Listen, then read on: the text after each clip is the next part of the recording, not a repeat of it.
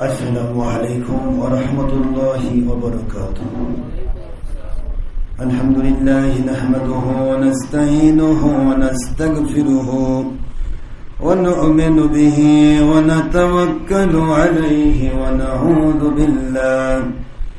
ونعوذ بالله من شرور أنفسنا ومن سيئات أعمالنا. من يهد الله فهو المهتدي ومن يضلل فلن تجد له وليا مرشدا.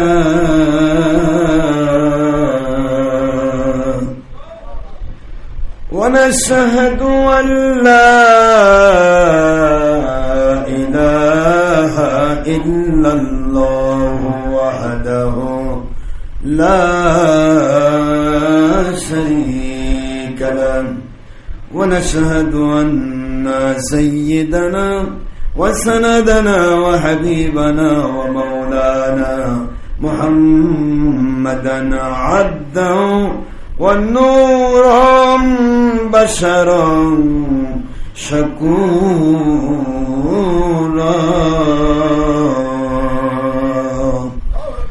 الذي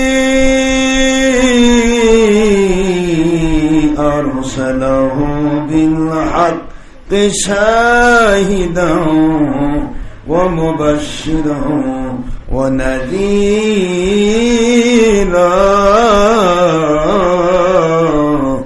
وداعيا إلى الله بإذنه وسراجا منيرا.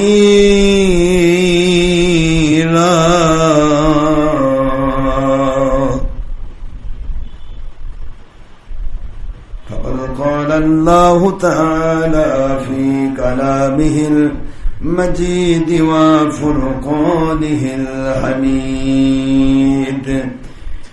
وبرهانه التوحيد والرسالة والولاية والخلافة والحكومة والآخرة. أعوذ بالله من الشيطان الرجيم. بسم الله الرحمن الرحيم. إن الله وملائكته يصلون على النبي يا أيها الذين آمنوا صلوا عليه وسلموا تسليما. اللهم صل على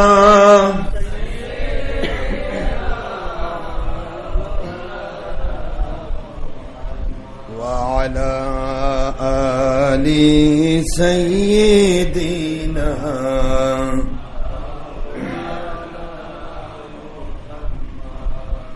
अल्लाह अपनी दया করুন নসিব করুন সোনার মদিনা আজকের মিলাদ মাহফিল কবুল করুন নসিব করুন সোনার মদিনা হায়াতুন নবীজিকে বারবার স্বপ্নে না দেখাইয়া মৌলা মোদের কবর দেশে নিবেন না আল্লাহুম্মা সাইয়্যিদিনা মাওলানা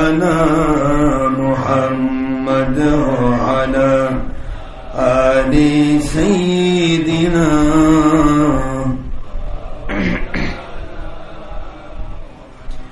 আখেরি নবী ওনার উম্মত আমরা কুল সৃষ্টি জগতে নেই যার কোন তুলনা নবীজি ওনার শানে মহব্বতন মিলিত ভাবে দরুদ পেশ করেন সকল ফেরেশতা ও স্বয়ং আল্লাহ রব্বুনা সূরা আহজাবিল 56তম আয়াত 22 পারা পবিত্র কোরআন খুলে দেখো না আল্লাহুম্মা সাল্লি আলা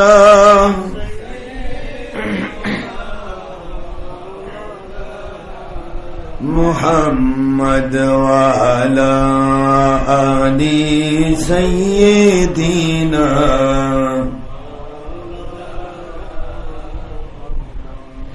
সিয়াসতার সহি মুসলিম ও নাসাইর হাদিসে নবীজি বলেন একবার দরুদ পড়লে 10 থেকে 70 বার রহমত নাজিল হয় 10টি গুনাহ মাফ হয়ে যায় আল্লাহ নবীজি খুশি হন আল্লাহুম্মা সাল্লি আলা সাইয়্যিদিনা মাওলানা মুহাম্মদ ওয়া আলা আলি সাইয়্যিদিনা মাওলানা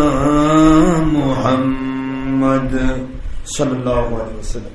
আলহামদুলিল্লাহ, মহান আল্লাহ সুবহানাহু ওয়া তাআলা খালিক মালিক রব এক ও অদ্বিতীয় আল্লাহ পাক, যে আল্লাহর কোনো অংশীদার নেই, যে আল্লাহর কোনো শরীক নেই, যার কোনো অবতার নেই, যিনি সৃষ্টি জগৎকে তার দয়া দিয়ে মহব্বত সৃষ্টি করেছেন, স্রষ্টা খালিক মালিক রব এক অদ্বিতীয় আল্লাহ পাকের দরবারে লাখো লাখো কোটি কোটি অগণিত অফুরন্ত শুকরিয়া আদায় করছি, যে মালিক আমাদেরকে এই পবিত্র জিলহজ চাঁদে এমন দিনগুলি, এমন রাতগুলি, যে রাতকে এই প্রতিটি রাত একটা করে কদরের রাত্রি সমান। সেই হাদিসে এসেছে, তিরমিজি শরীফের হাদিস, এই পবিত্র জিলহজ মাসের প্রথম যে 8 দিন, এই 8 দিন প্রতিদিনই একটা করে সবে কদরের রাতের সমান। প্রতিদিনের রোজা 1000 রোজার সমান। প্রতি রাতের ইবাদত, এই যে আমরা আজকে ইবাদত করছি, মিলাদ শরীফ, কিয়াম শরীফ, দুরূদ সালাম, কোরআন শরীফ তেলাওয়াত, জিকির ফিকির, দোয়া দরুদ যা কিছু পড়া হয়, এগুলি আল্লাহর ইবাদত। কার ইবাদত বলুন তো? কার ইবাদত? আল্লাহ পাকের ইবাদত করে এই রাত্রিগুলিতে যারা সময় ব্যয় করে তাদেরকে একটা করে কদরের রাত্রি ইবাদত করে সওয়াব দেওয়া হয়। আর পবিত্র ইয়াউমে আরাফা, যেটা আমরা আরাফার দিন বলি, 9 জিলহজ, এই 9 জিলহজ আরাফার দিন, 10 জিলহজ কোরবানির দিন। এই 9 জিলহজ আরাফার দিনের একটা রোজা 10,000 রোজার সমান। আর ওই রাতের ইবাদত 10,000 রাতের ইবাদতের সমান, অর্থাৎ 10টায় লাইলাতুল কদর। সুবহানাল্লাহ, এত মর্যাদা। সহিহ হাদিসের ইবারত আল্লাহর ওহীর বিধান দিয়ে প্রমাণিত। এত মর্যাদাপূর্ণ রাত্রিগুলোতে যে আল্লাহ আমাদেরকে তাঁর ডাকে সাড়া দিয়ে কিছু আলোচনা বা কিছু দোয়া, এই জিকির ফিকির করার তৌফিক দিয়েছেন। আমরা সবাই পড়ছি আলহামদুলিল্লাহ। দরুদ সালাম পড়ছি দুজাহানে সৈয়দ সৈয়দুল মুরসালিন আখেরি নবী, যার পরে কিয়ামত পর্যন্ত আর কোন নবী রাসূল আসবেন না, আসার কোন সুযোগ নেই। তিনি আমাদের দুজাহানের সমস্ত জগতে আল্লাহ পাক তাঁকে সৃষ্টির শ্রেষ্ঠ একজন নবী এবং সুপারিশকারী নবী হিসেবে, করুণার মূর্ত প্রতীক, রহমাতুল আলামিন, শফিউল মুজনিবিন হিসেবে তৈরি করেছেন। যে নবীর উপর একবার দরুদ পড়লে আল্লাহ খুশি হয়ে 10 থেকে 70 বার রহমত ঢেলে দেন এবং 10টি গুনাহ সাথে সাথে মাফ হয়ে যায়। সেই নবীজির উপরে দরুদ শরীফ পড়ছি সাল্লাল্লাহু আলাইহি ওয়াসাল্লাম। বাবারা, এটা আলোচনার সময় নয়, আমি আপনাদেরকে আলোচনা করে কষ্ট দেব না। আলোচনা করলে তো ঘন্টার পর ঘন্টা লাগবে, এক একটা বিষয়, অনেক ভার্স। সবচেয়ে বড় কথা হলো, আমরা যখনই দোয়া মাহফিলে যাই, জানি দোয়া মাহফিলের মূল টার্গেটই থাকে শুধু কোনো মতে দোয়া করে দেওয়া। কোনো মতে নেই, আসেন তারপরে কিছু একটা বলুন, হয়তো সূরা ফাতিহা একবার, সূরা একবার, দোয়া করতে করতে ওদিকে তবারকি তৈরি হলো না, দোয়া শেষ, এই চলছে। কিন্তু আসলে আমাদের দোয়ার অনুষ্ঠানগুলো আজ থেকে 20-30 বছর আগে, 40 বছর আগে অনুষ্ঠানগুলো এত সুন্দর হতো। আমরা প্রত্যেকটা জায়গাতে দেখেছি, যখন দোয়া করা হতো কি সুন্দর ইমেজে মানুষ ঠিক যেন মাহফিলে যাচ্ছে। আপনারা দেখেছেন, আমরা দেখেছি যে ঠিক যেন মানুষ একটা ঈদের ইমেজে সুন্দর পরিপাটি হয়ে তারা মিলাদ মাহফিলে গিয়েছে, মিলাদ মাহফিল হচ্ছে। মিলাদ মাহফিল নামে পরিচিত ছিল তখন, কিন্তু এই তাফসির মাহফিল, মহাসম্মেলন, এগুলা কোনো অস্তিত্ব ছিল না। তখন একটাই মাহফিল, কি নাম ছিল? হ্যাঁ, মিলাদ মাহফিল। কই যাচ্ছেন ভাই? মিলাদ মাহফিলে যাচ্ছে, এটাই ছিল মাহফিল। ওয়াজ মাহফিল, মিলাদ মাহফিল, দোয়া মাহফিল, জিয়ারত মাহফিল, এগুলি ছিল। আর এর ভিতরেই ওয়াজ করা হতো কোরআন শরীফ থেকে, হাদিস শরীফ থেকে। নবীজি পাক সাল্লাল্লাহু আলাইহি ওয়াসাল্লামের উপর দরুদ শরীফ পড়া হতো, আদবের সাথে মদিনা মুনাওয়ারায় লক্ষ্য করে সালাম দেওয়া হতো, এরপরে দোয়া হতো, মানুষকে খাবার দেওয়া হতো। এই সিস্টেমটাই ছিল যুগ যুগ ধরে। এখন এই সমস্ত সিস্টেমগুলিকে কিন্তু অফ করে দেওয়া হয়েছে। আমরা কিন্তু প্রতিটা এলাকা থেকে দেখতেছি, শুধুমাত্র এই সিস্টেমকে অফ করে দিয়ে খাওয়া দাওয়ার কোনো দরকার নেই, মানুষ খাওয়ালে কি হবে, মানুষকে খাওয়ায় কোনো লাভ আছে, এরকম একটা করে মানুষের ভিতরে টেন্ডেন্সি, মানুষের ভিতরে একটা অনুভূতি, মানুষের ভিতরে একটা এই ধরনের কাজ ঢুকিয়ে দেওয়া হচ্ছে, চিন্তা চেতনা ঢুকিয়ে দেওয়া হচ্ছে, যেন মানুষগুলি ধীরে ধীরে ধীরে ধীরে দোয়া মাহফিলই ভুলে যাচ্ছে। দোয়া মাহফিল, মিলাদ মাহফিল, এগুলি ভুলে যাচ্ছে। আগে তবু মানুষ মারা গেলেও একটু কিছু হতো, এখন মারা যাওয়ার পরেও দোয়া নেই, মারা যাওয়ার পরেও দোয়া মাহফিল। 3 দিনেও বেদাত, 40 দিনেও বেদাত, 7 দিনেও বেদাত, মানে চলবেই না। কি করা লাগবে? প্রত্যেকটা জায়গাতে দেখবেন কি করা লাগতেছে। কয় ভাই, আপনার মাইয়াতের কয় রাকাত নামাজ কাজা হয়েছে, কয় ওয়াক্ত নামাজ কাজা হয়েছে, হ্যাঁ, কয় দিনের রোজা কাজা হয়েছে, এগুলার কাফারা দেন, যদি পারেন আরো কিছু দেন, আমাদের দেন, আমরা মাদ্রাসাত বসে থেকে খাই, ওগুলো মানুষ খাওয়াই কি হবে। এগুলি কিন্তু বর্তমান সময়ে সারা দেশ থেকে, পুরো এলাকা থেকে মানুষকে ধোঁকা দিয়ে সমস্ত দোয়া মাহফিলগুলো মানুষগুলোকে সরিয়ে দেওয়া হচ্ছে। অথচ আমরা দেখেছি রাসূল পাক সাল্লাল্লাহু আলাইহি ওয়াসাল্লামের সহিহ বুখারীর হাদিস, হুজুর সাল্লাল্লাহু আলাইহি ওয়াসাল্লাম বলেছেন, তো এই উত্তম আফসুস সালাম খয়রুল আমাল, মানুষকে খাদ্য খাওয়ানো, মানুষকে তো এই উত্তম, কোন ভিক্ষুককে না, ভিক্ষুক তো খাবে, ভিক্ষুক, এতিম, অনাথ, ফকির, মিসকিন, সেটা তো আলাদা খাবারের ব্যবস্থা সে করবে, অবশ্যই করবে, কিন্তু মানুষকে খাদ্য খাওয়ানো উত্তম আমল। সুবহানাল্লাহ, বুখারীর হাদিসের ইবারতে কি আমল? উত্তম আমল।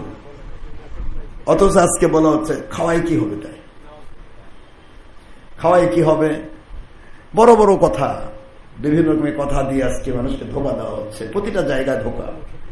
ইসলাম দিয়ে যে মানুষ এত ধোঁকা দিতে পারে, অথচ প্রতিটা মানুষ জানে যে আল্লাহ অন্তরের খবর রাখেন, নাকি আল্লাহ অন্তরের খবর জানে না? আল্লাহ অন্তরের খবর রাখেন। অন্তরে তুমি কি করছো, কেন করছো, তোমার চক্ষু কোনো কুচুরি খেলছে, সব আল্লাহ পাক জানে। সুবহানাল্লাহ।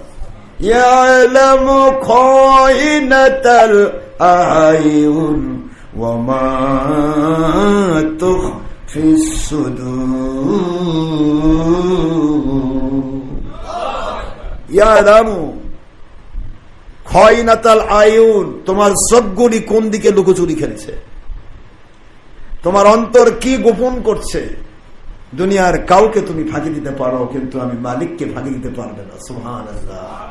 আল্লাহ বলে আমি জানি, তোমার অন্তরের খবরটাও আমি রাখি।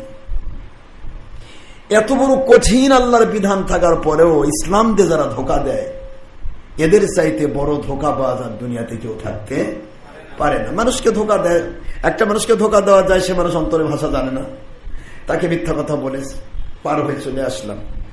কিন্তু আল্লাহ পাকের ইসলাম, আল্লাহ পাক প্রদত্ত ইসলামের বিধান, আল্লাহ পাক প্রদত্ত এই সুন্দর কোরআন সুন্নাহর বিধান, এই বিধানকে মানতে গিয়ে বোঝাতে গিয়ে কেন ধোকাবাজি হবে? কিভাবে বোঝাবো আমরা নিজেকে যে আল্লাহকে কেমনে ফাঁকি দেব? আল্লাহকে ফাঁকি দেওয়া যায়? আল্লাহকে ফাঁকি দেওয়া যায় না বলে বান্দা রোজা রাখে, খাইতে পারে না। দুনিয়ার সবাইকে ফাঁকি দিয়ে খাওয়া যেত, দুনিয়ার সবাইকে ফাঁকি দিয়ে পেট ভরে ভাত খাওয়া যেত, খাবার খাওয়া যেত, পানি পান করা যেত, কিন্তু কেউ দেখবে না। লোকে খাইলে কেউ দেখে না। মানুষকে ধোকা দিলাম আমি রোজা আছি, কিন্তু আমার মালিক জানে আমি রোজা আছি কি না, ঠিক না? এই জন্য মানুষ রোজা রাখি। তাহলে আল্লাহকে ফাঁকি দেওয়া যায় না বলেই বান্দা তাকওয়াশীল হয়।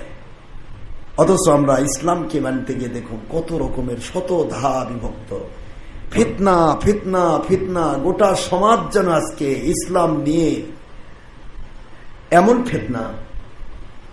আমরা যখনই সত্য বলতেছি তখনই যেন একটা মুন্সি মৌলবী যারা মানুষকে ধোকা দিচ্ছে, এরা যেন আকাশ থেকে ধপ করে পড়ে যাচ্ছে। ওরা ভাবতেছে এটাও কই ভালো, মানে ঠিক যেন নতুন শুনতেছে। অথচ আজকে ইসলাম দেখেন, আমরা ইসলামের কয়টা ভাগ নিয়েছি। যেটা তার দলের সেটা সে করছে, দলের পক্ষে সারা জীবন সে কথা বলবে, কোনো ভয় সমস্যা নেই। আল্লাহর নবীর পক্ষে বলতে গেলে বেদাত হয়ে যাবে। দেখেন এমন একটা কন্ডিশনে আমরা পৌঁছেছি। এই যুগে যে মানুষগুলি যে দল করে, ওই দলের ওয়াজ সারাদিন করে। তাবলীগ জামাত প্রত্যেক মসজিদে যান, 6 চিল্লার 6 চিল্লার ওয়াজ করবে, 3 চিল্লার ওয়াজ করবে, 1 চিল্লার ওয়াজ করবে, প্রতিদিন তার টার্গেট একটা। অথচ আমরা যখন আল্লাহর ওলিদের ব্যাপারে, নবীর ব্যাপারে কথা বলি, তখন ফতোয়া দিচ্ছে বেদাত, এই প্রতিদিন এক ওয়াজই করে। তাহলে আপনার দলেরটা যদি প্রতিদিন হয়, তাহলে নবীরটা প্রতিদিন হবে না কেন? অলিরটা প্রতিদিন হবে না কেন? তাই না? যে যে দল করে, ইসলাম নিয়ে যারা বিভিন্ন দল বানিয়েছে, এরা তাদের দলের দাওয়াত দিতে ব্যস্ত। যারা ধর্মের না, ধর্ম নিয়ে গণতন্ত্র করতেছে, গণতন্ত্র, যে যেটা করছে সে সেটার দাওয়াত দিতে দিন রাত ব্যস্ত থাকে। অথচ আল্লাহ এবং রাসূলের সন্তুষ্টির পথ আজ থেকে 100 বছর 200 বছর ধরে, আজ থেকে 100 বছর 200 বছর আগে যে জিনিসগুলি কন্টিনিউ ছিল, সেগুলির ব্যাপারে কথা বলতেই তাদের মেজাজ খারাপ হয়। তাদের উপর বিভিন্ন রকমের ফতোয়া দেওয়া হয়, ভণ্ড বলা হয়, বিতর্কিত বলা হয়, এটা বলা হয়। তার মানে কি? তার মানে হচ্ছে ইসলাম ঠিকই লেভেল থাকবে, কিন্তু আল্লাহ এবং নবীর সন্তুষ্টি থাকবে না। এই জিনিসটা চালু করার জন্য কাজগুলি চলছে। এই জন্য হুজুর সাল্লাল্লাহু আলাইহি ওয়াসাল্লাম এক কথায় সহিহ মুস্তাদরিকে হাকিমে সহিহ সনদের হাদিস হুজুর বর্ণনা করেছেন, ইয়াতুনা আলান নাসি জামান, একটা সময় জামান আসতেছে মানুষের কাছে। ইয়াতুনা আলান নাসি জামান, মানুষের উপরে একটা জামান আসতেছে। ইয়াজতামিউনা ফিল মাসাজিদ, মসজিদ ভরা মুসল্লি থাকবে। ওয়া লাইসা ফিহি মুমিন, তাদের মধ্যে কোনো মুমিন থাকবে না। মনে হয় কেবল আমরা এই কথাটা বানায় বলছি। কি কর 1500 বছর আগে আল্লাহর বন্ধু আখিরি নবী সাল্লাল্লাহু আলাইহি ওয়াসাল্লাম ওহীর বিধান জারি করলেন।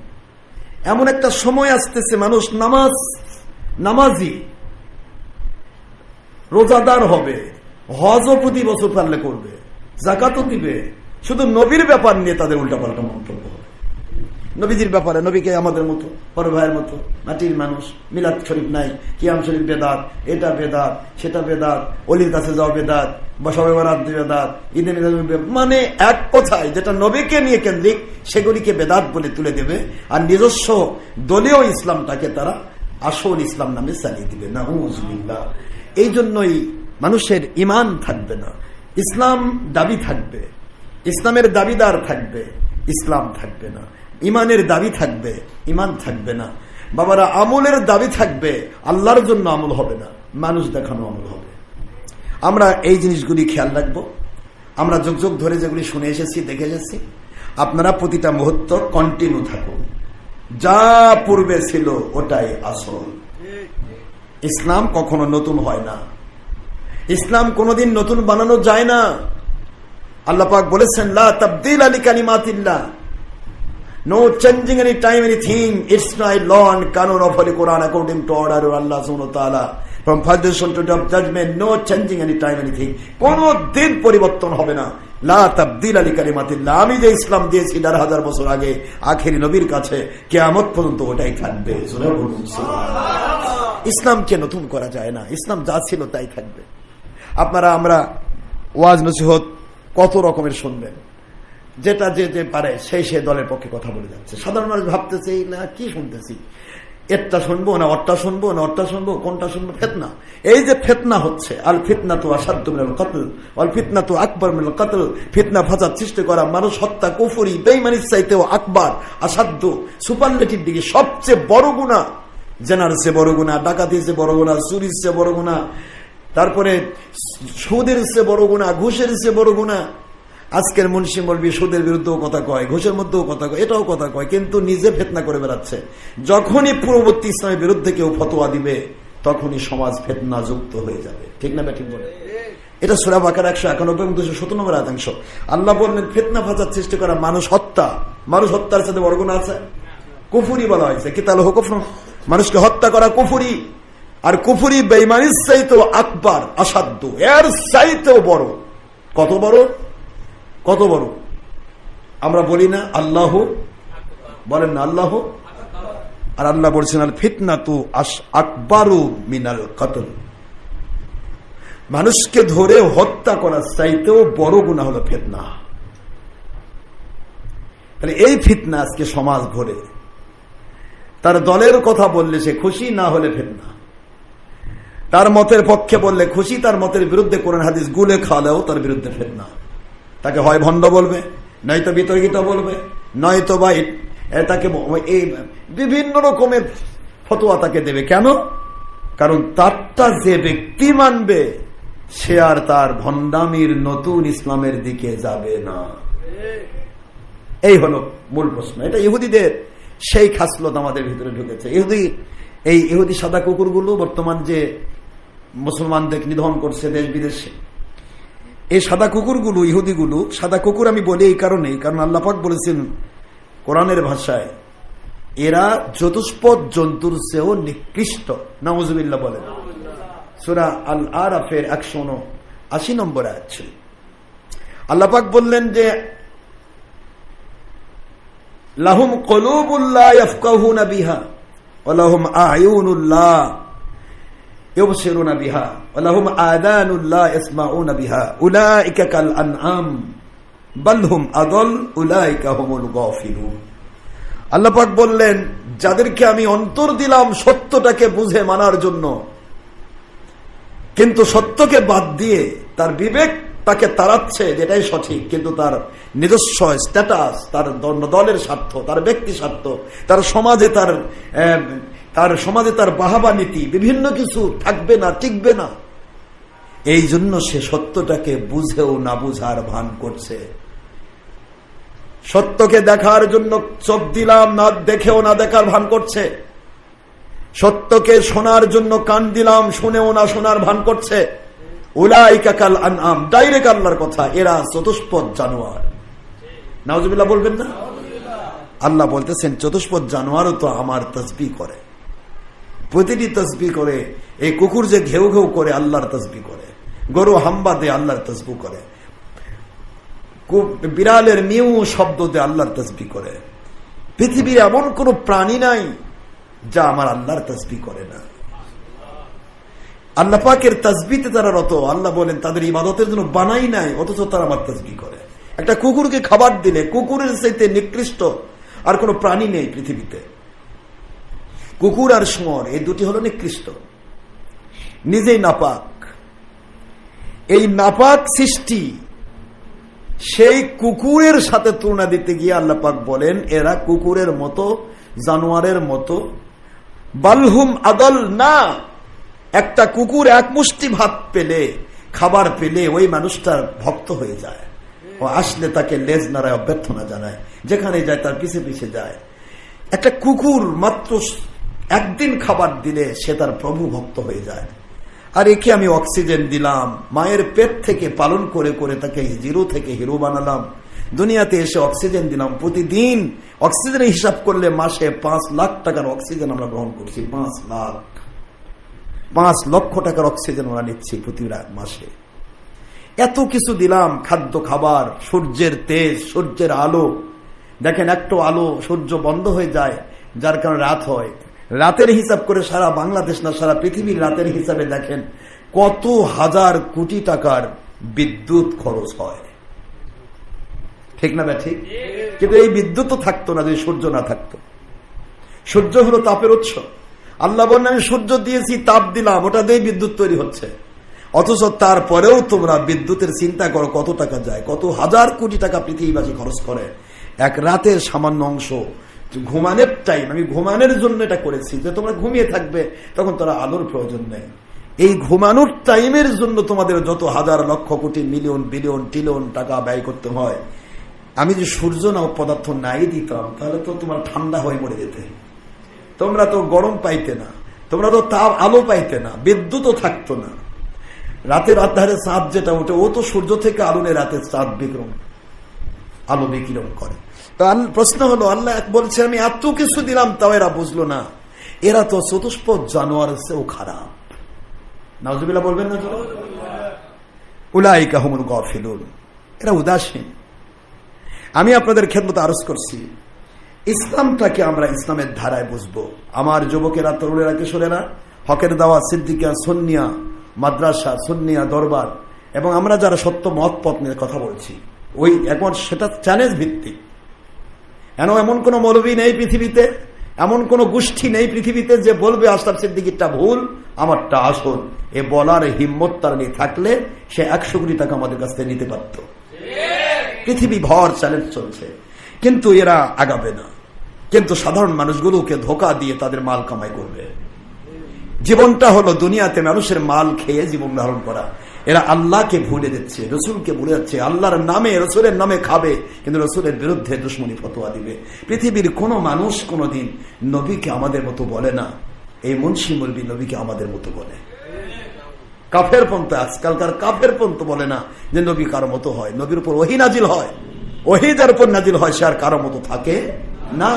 এই কথাটুকু দুনিয়ার কাফেরে বোঝে, ইহুদি বোঝে, নাসারা বোঝে, পৃথিবীর হিন্দুরা বোঝে, কিন্তু আজকের মুন্সি মৌলবি বুঝতে চায় না, ঠিক না? কাজে এই ধরনের মুন্সি মৌলবির মুখদার কি বের হবে যে নবী চিনে না, যে নবীজিকেই কন্টিনিউ কষ্ট দিয়ে যাচ্ছে। সে আর দুনিয়ার ওলি কি চিনবে, সে আর দুনিয়ার আল্লাহওয়ালা কি চিনবে? তার ধান্দাটাই হচ্ছে ইসলামকে পুঁজি করে, একটু দলের পূজা করে একটা এমপি হওয়া, এত একটা চেয়ারম্যান হওয়া, অথবা ইসলামকে পুঁজি করে একটু কিছু দাওয়াত খেয়ে বেড়া, কিছু টাকা কামাই করা, কিছু জাকাতের টাকা নাও। এই যে কাম, এই উদ্দেশ্যই তাদের জিন্দগি কাটিয়ে দিচ্ছে। অথচ আল্লাহ এবং রসুলকে খুশি করলে আল্লাহ কুদরত থেকে তাকে কোটি কোটি টাকার মালিক বানাই দিবে, কাউকে লাগবে না। আপনি কি চান দুনিয়াতে? আপনার টাকার দরকার, দুনিয়ার মানুষ যদি দিতে পারে, মানুষের স্রষ্টা দিতে পারবে না। আপনার সম্মানের দরকার, দুনিয়ার মানুষ যদি আপনাকে সম্মানের আসনে বসাতে পারে, যিনি যে আল্লাহ মুহূর্তের মধ্যে, মুহূর্তের ভিতরে যে আল্লাহ পাক বাদশাকে ফকির বানাতে পারেন, ফকিরকে বাদশা বানাতে পারেন, সেই মালিক আপনাকে সম্মান দিতে পারবে না। এখানে ইমানের খল, এটাই আল্লাহ বলেছেন আনা ইনদা জন্নি আবদি বি। সহিহ বুখারীর ইবারতে হাদিসে কুদসি আল্লাহ পাক বলেন, বান্দা তুমি আমাকে নিয়ে যেরকম চিন্তা করবে, যেরকম ধারণা করবে, যেরকম তোমার আকীদা, যেরকম তোমার বিশ্বাস, আমি আল্লাহর কাছ থেকে তুমি সেরকমই পাওনা পাবে। সুবহানাল্লাহ বলবেন না? একটা বান্দা মনে যদি করে ওই মানুষের দয়া ছাড়া আমি চলতে পারবো না, আমার মালিক বলে ঠিক আছে তুমি যাও, তার দয়ার ভিতরেই থাকো। কথা বলছেন না কেন? মানুষের দয়া ভিক্ষা। মানুষের দয়া ভিক্ষা আমি করব কেন? মানুষ যদি দয়া করতে হয় সেটা মালিকের পক্ষ থেকে দয়া নাজিল হবে, ঠিক না? কথা বলেন না কেন? আপনার বাড়ির এক প্লেট ভাত যদি আমার রেজেকে আমার মালিক লিখে রাখেন, আপনি মারা যাবেন, কিন্তু আপনার বাড়ির ওই এক প্লেট ভাত আমার পেটে যাবে। এটা আকীদা। আপনার পকেটের 10টা টাকা যদি আল্লাহর সন্তুষ্টির পথে আল্লাহ কবুল করে থাকে, আপনি রাখতে পারবেন না। ওটা আল্লাহ সন্তুষ্টির পথে আল্লাহ ব্যয় করে নিবেন। এগুলি চিন্তা, এগুলি আকীদা। এই আকীদাগুলি যখন আপনার থাকবে, তখন মানুষের পিছে আপনার দৌড়াতে হবে না, আপনার পিছে মানুষ দৌড়াবে। সুবহানাল্লাহ বলবেন না? মানুষ দৌড়বে আপনার কাছে। আল্লাহ পাক নিজে ঘোষণা দিয়েছেন, আল্লাহু ওয়ালিয়ুল্লাযীনা আমানু ইখরিজুহুম মিনাজ-যুলুমাতি ইলান-নূর।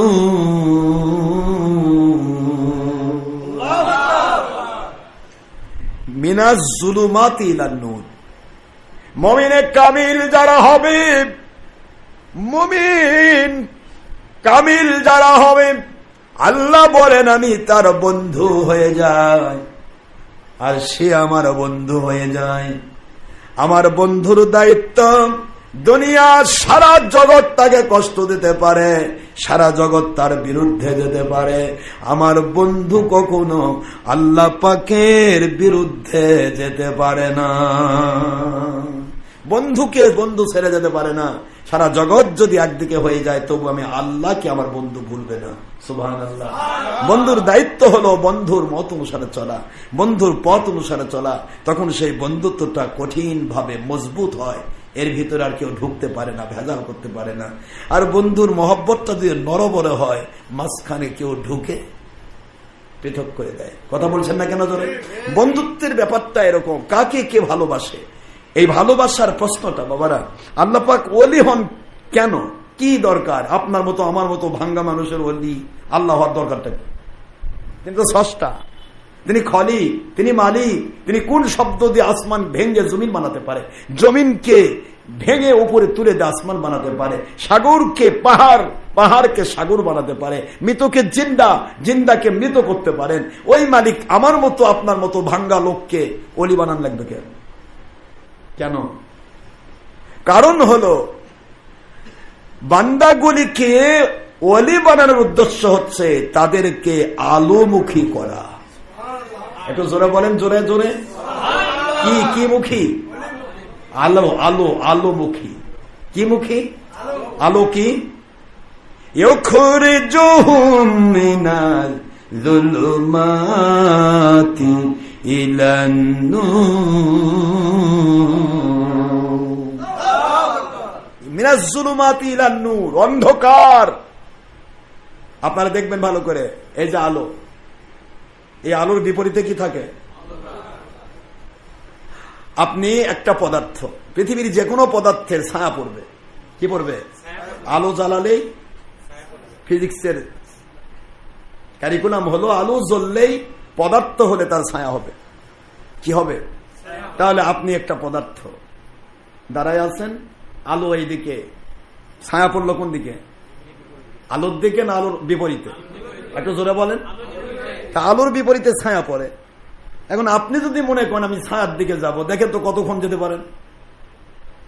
ছায়া আপনাকে ওই জায়গা নিয়ে মিলাই দিবে যেখানে অন্ধকার, আর কোনো আলো নেই।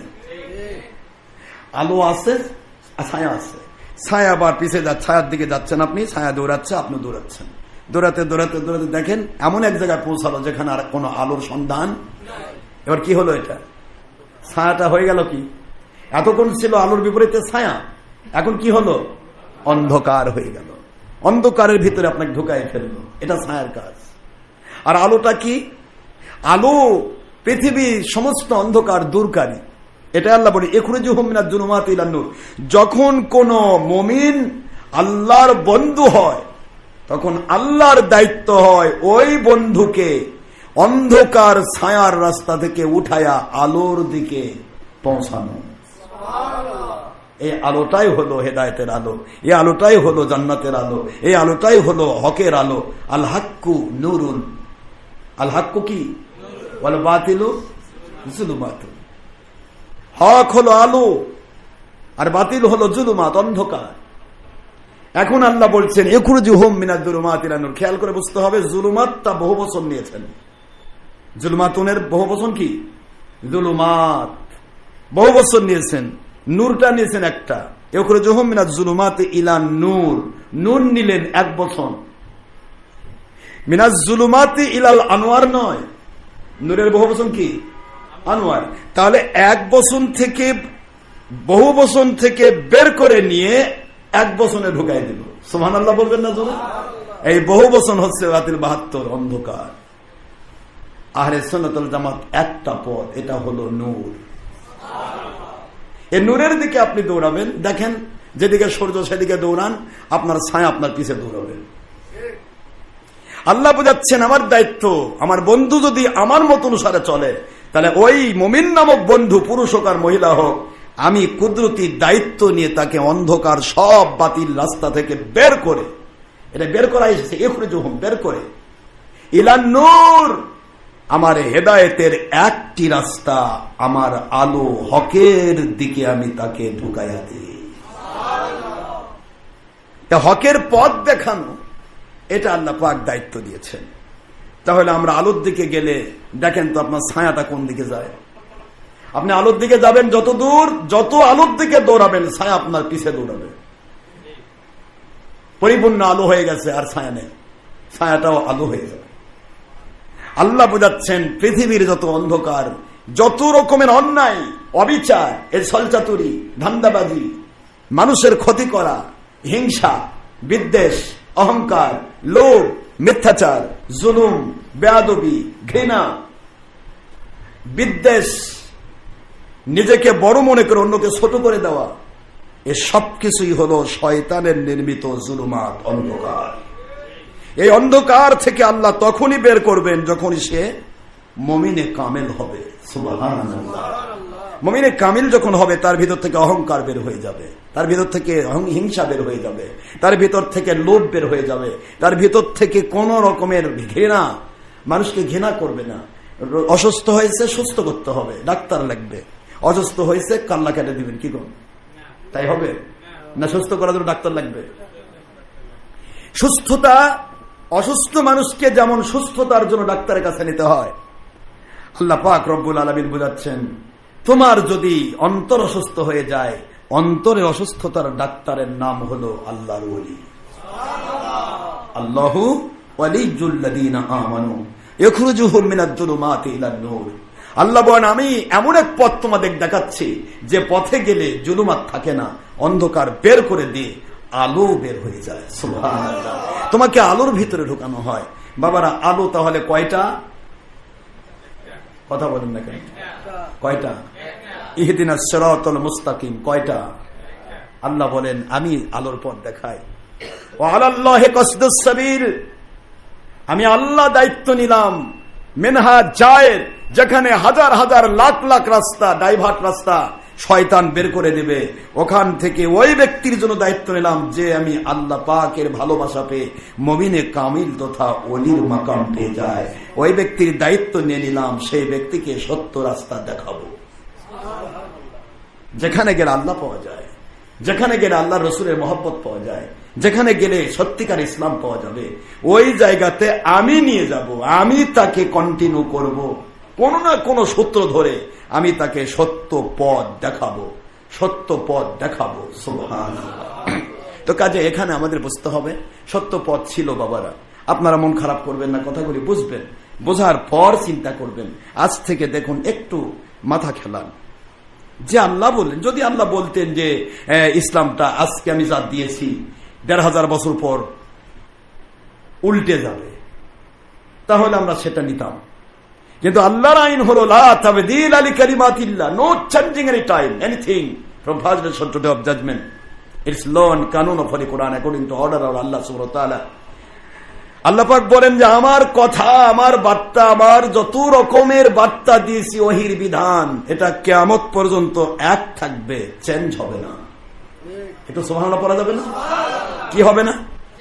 এই আইনটা মানতে গিয়ে আপনারা একটা কাজ দেখেছেন বাবারা, আপনারা একটা জিনিস দেখবেন, আম গাছ, জাম গাছ, বাঁশঝাড় যেন মিলেমিশে আছে, ওরা আত্মীয় হলো মারামারি করছে। আমের গাছের সাথে জামের গাছের মারামারি নাই, জামের গাছের ডালের মধ্য দিয়ে আমের ডাল ঢুকে গেছে, আছে না এরকম? পাশাপাশি আমের গাছ জামের গাছ একসাথে, জামের গাছের ডাল আমের গাছের মধ্য দিয়ে পার হয়ে গেছে, আমের গাছের ডাল জামের গাছের মধ্য দিয়ে পার হয়ে গেছে। ওই আমের গাছের মাঝখানে থেকেও জামের গাছে জাম ঝুলছে, আমের গাছে আম ঝুলছে নাকি? জামের গাছ বলছে, ভাই যখন তোমার সাথে বন্ধুত্ব করেছি, তা এইবারের মতো তোমার কাছে যখন এসেছি, থাক আমার ওইগুলা ডালে জাম ধরুক, আমের গাছের মধ্যে যখন ঢুকছি তোমাকে মহব্বত করে আমারটা আমি ধরি। কি কর ধরছে এরকম? আল্লাহ বলেন লা তাবদীলা লিকালিমাতিল্লাহ। এমন ভাবে ইসলামকে আল্লাহ সাজাইছেন, এমন ভাবে পৃথিবীকে আল্লাহ সাজাইছেন, সূর্য পূর্ব দিকে উঠবে, দক্ষিণে উঠবে না, উত্তরে উঠবে না, পশ্চিমে উঠবে না। এটাই মালিকের বিধান। সুবহানাল্লাহ বলবেন না? তোলে মালিকের বিধান। রাত হলে দিন আসবে, দিন হলে রাত আসবে, পাশাপাশি একসাথে 4 দিন হবে না, একসাথে 4টা রাত হবে না। কথা বলছেন না কেন? জোরে সিস্টেম পাল্টায় নেই, যা ছিল ঠিক ওই রকমই আছে। আমরা মাত্র 30-40 বছর আগে যে মানুষগুলি মিলাদের প্যাকেট খায় বড় হয়েছি, আজকে তারা মিলাদের বিরুদ্ধে ফতোয়া দিচ্ছি। আমরা চেঞ্জ হয়ে গেলাম। একটা আমের গাছের সাথে পারলাম না, একটা জামের গাছের সাথে মিলতে পারলাম না। আমের গাছ তার স্ট্যাটাস নষ্ট করে না, যার মধ্যেই যাক না কেন আমি ঝুলবে। আজ থেকে 1500 বছর আগে যে গাছে আম ধরেছে, 1500 বছর পরেও আমের গাছে আমি ধরবে। ঠিক না? ঠিক বলো। জামের গাছে জাম ধরবে। যদি বলা হয় আমের গাছে অন্য কোন ফল ধরেছে, বুঝতেই হবে এ ফলের ডালটা আসল নয়, এটা কেটে ফেলে, আমের ডাল কেটে ফেলে এখানে অন্য কোন ডাল কলম কেটে লাগানো হয়েছে। এই জিনিসগুলি যদি আপনাদের বুঝে আসে, তাহলে সঠিক ইসলাম আপনি মেনে মরতে পারবেন। মানুষের ভুল হতে পারে, মানুষের টু আর ইজ হিউম্যান, মানুষের ভুল হবে। আল্লাহ বলেন আসমান সম ভুল হয়েছে, আমি মাফ করতে রাজি আছি, কিন্তু ইসলামকে সেন্সকারীকে আমি হেদায়েত দিতে রাজি নাই। ইসলাম চেঞ্জ করা যাবে না। আজ থেকে মাত্র 40 বছর আগে যে মানুষগুলো পীরের ঝোলা টানছে, সে আজকে পীরের বিরোধী। আজ থেকে 40-50 বছর আগে বাড়ি বাড়ি মিলাদ, ঘরে ঘরে মিলাদ, শবে বরাত, ঈদে মিলাদুন নবী সাল্লাল্লাহু আলাইহি ওয়াসাল্লাম, আশুরা মিনাল মুহররম, আজকে যেরকম এই মোশাররফ বাবা আপনাদের এখানে মিলাদ মাহফিল আয়োজন করেছে, এরকম বাড়ি বাড়ি হয়েছে, দোকানে দোকানে হয়েছে, একটা নতুন দোকান দিয়েছে, কিছু না মিলাদ। কথা বলেন না কেন জোরে? বিবাহ বাড়িতে গান বাজনা হয় নাই, মিলাদ। আজ মিলাদ মাহফিল তুলে দিয়ে বিবাহ বাড়ির 7 দিন ধরে গান বাজনা হচ্ছে। আজ মিলাদ মাহফিল তুলে দিয়ে বাড়ি বাড়ি টিভির পর্দা ঢুকলো।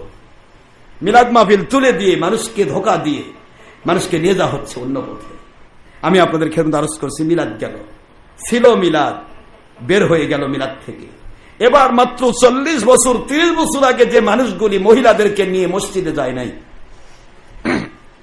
মহিলাদেরকে নিয়ে মসজিদে যায় নাই, মহিলাদেরকে নিয়ে ঈদের মাঠে যায় নাই, আজকে সেই মানুষগুলি মহিলাদেরকে নিয়ে মসজিদে যাচ্ছে, সেই মানুষগুলি মহিলাদেরকে নিয়ে ঈদের মাঠে গিয়ে জামাতের নামাজ পড়ছে। ইসলাম কি নতুন নতুন নাজিল হচ্ছে না 1500 বছর আগেকার ইসলাম? বাবারা কথা বলেন। তাহলে ইসলাম এরকম হলো কেন? এইভাবে আপনি প্রতিটা জিনিস বুঝবেন। যা ছিল আগে সেটাই আসল হবে, যা পরে হবে সেটা নকল হবে। ওহির বিধান যদি হয় সেটা আসল হবেই, আর ওহির বিধানের বাইরে আগে যা ছিল সব বাতিল। কথা কি বুঝতে পেরেছেন? এখন আমরা ওহির বিধান, আল্লাহর বিধান, ওহি, সেটা হলো কোরআন এবং হাদিস, কোরআন সুন্নাহর ভিত্তির উপরে যখন আমরা চলবো, তখন আমাদের জীবনটা হবে অন্ধকার মুক্ত, আলোর সাথে যুক্ত। জোরে বলুন সুবহানাল্লাহ। পৃথিবীতে অন্ধকার আর আলোর এটাই আপনার দৃষ্টান্ত। Example is better then good advice. বাবারা, যখন অন্ধকার থাকে ওখানে একটা প্রদীপ জ্বললে অন্ধকার বের হয়ে যায়। কেন? অন্ধকারের বন্ধুত্ব কখনো আলোর সাথে হবে না। কোনদিন অন্ধকার আলোকে বন্ধু বানাবে না। পৃথিবীর কোন কাফের মুশরিক নবীদেরকে বন্ধু বানায় নাই, তারা দুশমনি করেছে। যখন তারা নবীর ভক্ত হয়ে গেছে তখন তাদের ভিতরে হেদায়েতের আলো ঢুকেছে। যতক্ষণ নবীর ভক্ত হতে না পেরেছে ততক্ষণ পর্যন্ত কোন কাফেরের ভিতরে ইসলামের আলো ঢোকে নাই। যেই মাত্র নবীর ভক্ত হয়ে নবীর কাছে বায়াত হয়ে গেল, সাথে সাথে ব্যক্তির ভেতর থেকে অন্ধকার বের হয়ে ইখরিজুহুম মিনাজ যুলুমাতি ইলান নূর, আল্লাহ পাক তার অন্তরের মধ্যে হেদায়েতের আলো ঢেলে দিয়ে জান্নাতি মানুষ বানিয়ে দিয়েছে। আমাদের জিন্দেগিতে এইভাবে সেটিং করতে হবে। আলোর দিকে দৌড়ালে ছায়া থাকে না, ছায়া পিছে দৌড়ায়। আর আমরা যদি ছায়ার দিকে দৌড়াই অন্ধকারের দিকে চলে যাব। ঠিক অনুরূপ ভাবে আল্লাহ পাক তিনি সমস্ত হেদায়েতের নূর। সেই আল্লাহ এবং রসুলমুখী যখন বান্দা থাকে, ছায়ারূপী দুনিয়ার টাকা পয়সা জমি দাড়ি বাড়ি গাড়ি, যেই মহিলার জন্য বিয়া করার জন্য আপনি পাগল হয়ে ঘুরতেছেন, ছুটে বেড়াচ্ছেন, ধরা দিচ্ছে না, ওই মহিলা সহ দুনিয়ার যত সম্পদ সব হলো ছায়া। ছায়ার পিছে দৌড়ালে সে অন্ধকারে নিয়ে যায়, সে আলোর মত দেখায় না। যখনই আপনি ছায়ার বিরোধী আলোর দিকে দৌড়াবেন, ওই ছায়া আপনার পিছের দিকে দৌড়াবে। দেখবেন আপনার ছায়া যেমন আলোর দিকে গেলে আপনার পিছে দৌড়ায়, আপনি যেই মানুষটি বিয়ে দিতে চাচ্ছেন না, তার পিছে ঘুরে ঘুরে জীবন শেষ করে দিয়েছেন, ওই মানুষের চাইতেও আরো বেশি দামি মানুষ আপনার পিছে পিছে ঘুরবে। করাবেন কে? কে করাবেন? এই বিশ্বাস আছে? কে করাবেন? আল্লাহ করাবেন। আমি এখানে দেখতে পাচ্ছি আমাদের এই যে আমাদের ইঞ্জিনিয়ার মোশাররফ সাহেব, আরেকজন ইঞ্জিনিয়ার বাছাই করলো, তার নাম রেজানুর রহমান। দুইজনই আমার মুরিদ। এই রেজানুর রহমানের সাথে বিয়ে দেওয়ার জন্য কত মানুষ ঘুরেছে, আবার এই মোশাররফের মেয়ের কাছে মেয়েকে বিয়ে করার জন্য কত মানুষ ঘুরেছে। কথা বলছেন না কেন? কত রকমের মানে তাকে প্রস্তাব দিয়েছে মোশাররফ সাহেবকে। কিন্তু এত দাওয়াত দেওয়ার পরেও কিন্তু স্বাভাবিকভাবে একজন নূর আরেকটা নূরকে বাছাই করে দিতে পেরেছে। হাতের পথে যায় নাই, পিছে ঘুরেছে অনেকেই, কিন্তু তারা কেউ পাইল না। মেয়েটাকেও বিয়ে করতে চেয়েও কেউ পারল না, ছেলেটাকেও বিয়ে দিতে চাই কেউ পারল না। আমার মালিক সেটিং করলেন, আলোর মুখে মানুষকে আমি আলোর সাথে সম্পৃক্ত করে দেব। আমাদের আলোমুখী হতে হবে, হকমুখী হতে হবে। হকের সত্যতা নূর। বলেন হকের সত্যতা কি বাবারা? নূর। আর বাতিলের মিথ্যাটা মিথ্যা, অন্ধকার। মনে থাকবে তো? জুলুমাত। এই জন্য আমরা বাতিলমুখী হব না, হকমুখী হতে হবে। আমরা এভাবে যদি এভারেস্ট করি, দেখবেন আজ থেকে 100 বছর আগে বাংলার জমিনে শাহজালাল, শাহপরান, শামাকদুম, মাইশাবুরকে আপনি ইতিহাস খোলেন, মাত্র 200 বছর আগে ইতিহাস খুললে আপনারা দেখবেন সারা পৃথিবীতে মুসলমান দাবিদার তারাই ছিল যারা ছিল পীরের মুরিদ। আপনার পীর সাহেবের মুরিদ ছাড়া কোনো মুসলমান ছিল না। ইতিহাস খোলেন, এমন কোন মৌলবি নাই তার হিম্মত আছে এ কথা চেঞ্জ করবে। মৌলবি নয়, মুন্সি নয়। আজকে কত মুন্সি ওয়াজ করতে গেলেই পীরের বিরুদ্ধে ফতোয়া দেয়, ফতোয়া দিয়ে নিজের পায়ে নিজে কোরআন মারতেছে। আপনি দেখেন ওয়াজ করতে গিয়ে কোরআন খুলে পীরের বিরুদ্ধে ফতোয়া, খুতবা দিতে গিয়ে খতিবের পীরের বিরুদ্ধে ফতোয়া, এখানে গিয়ে পীরের বিরুদ্ধে, মুফতি ফতোয়া দিবে গিয়ে পীরের বিরুদ্ধে। সব জায়গায় পীরের বিরুদ্ধে ফতোয়া দিলেও এদের অন্তরে ঢোল পিটতেছে পীরেরাই ছিল আসল।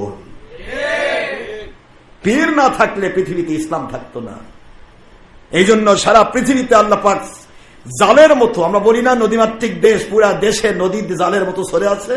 সারা পৃথিবীর যে দেশেই যাবেন, যে দেশে আজকে মুসলমান, সে দেশেই জালের মতো আল্লাহর ওলিদের মাজার সরে আছে। সুবহানাল্লাহ বলবেন না জোরে? জালের মতো সরে রয়েছে। ওই ওলিরা এসে কলেমা যদি প্রচার না করত, আজ আমরা ইসলাম দিয়ে ব্যবসা করতে পারতাম না। আজ আমরা 1 ঘন্টা ওয়াজ করে হেলিকপ্টার চুক্তির ভাড়া পাইতাম না।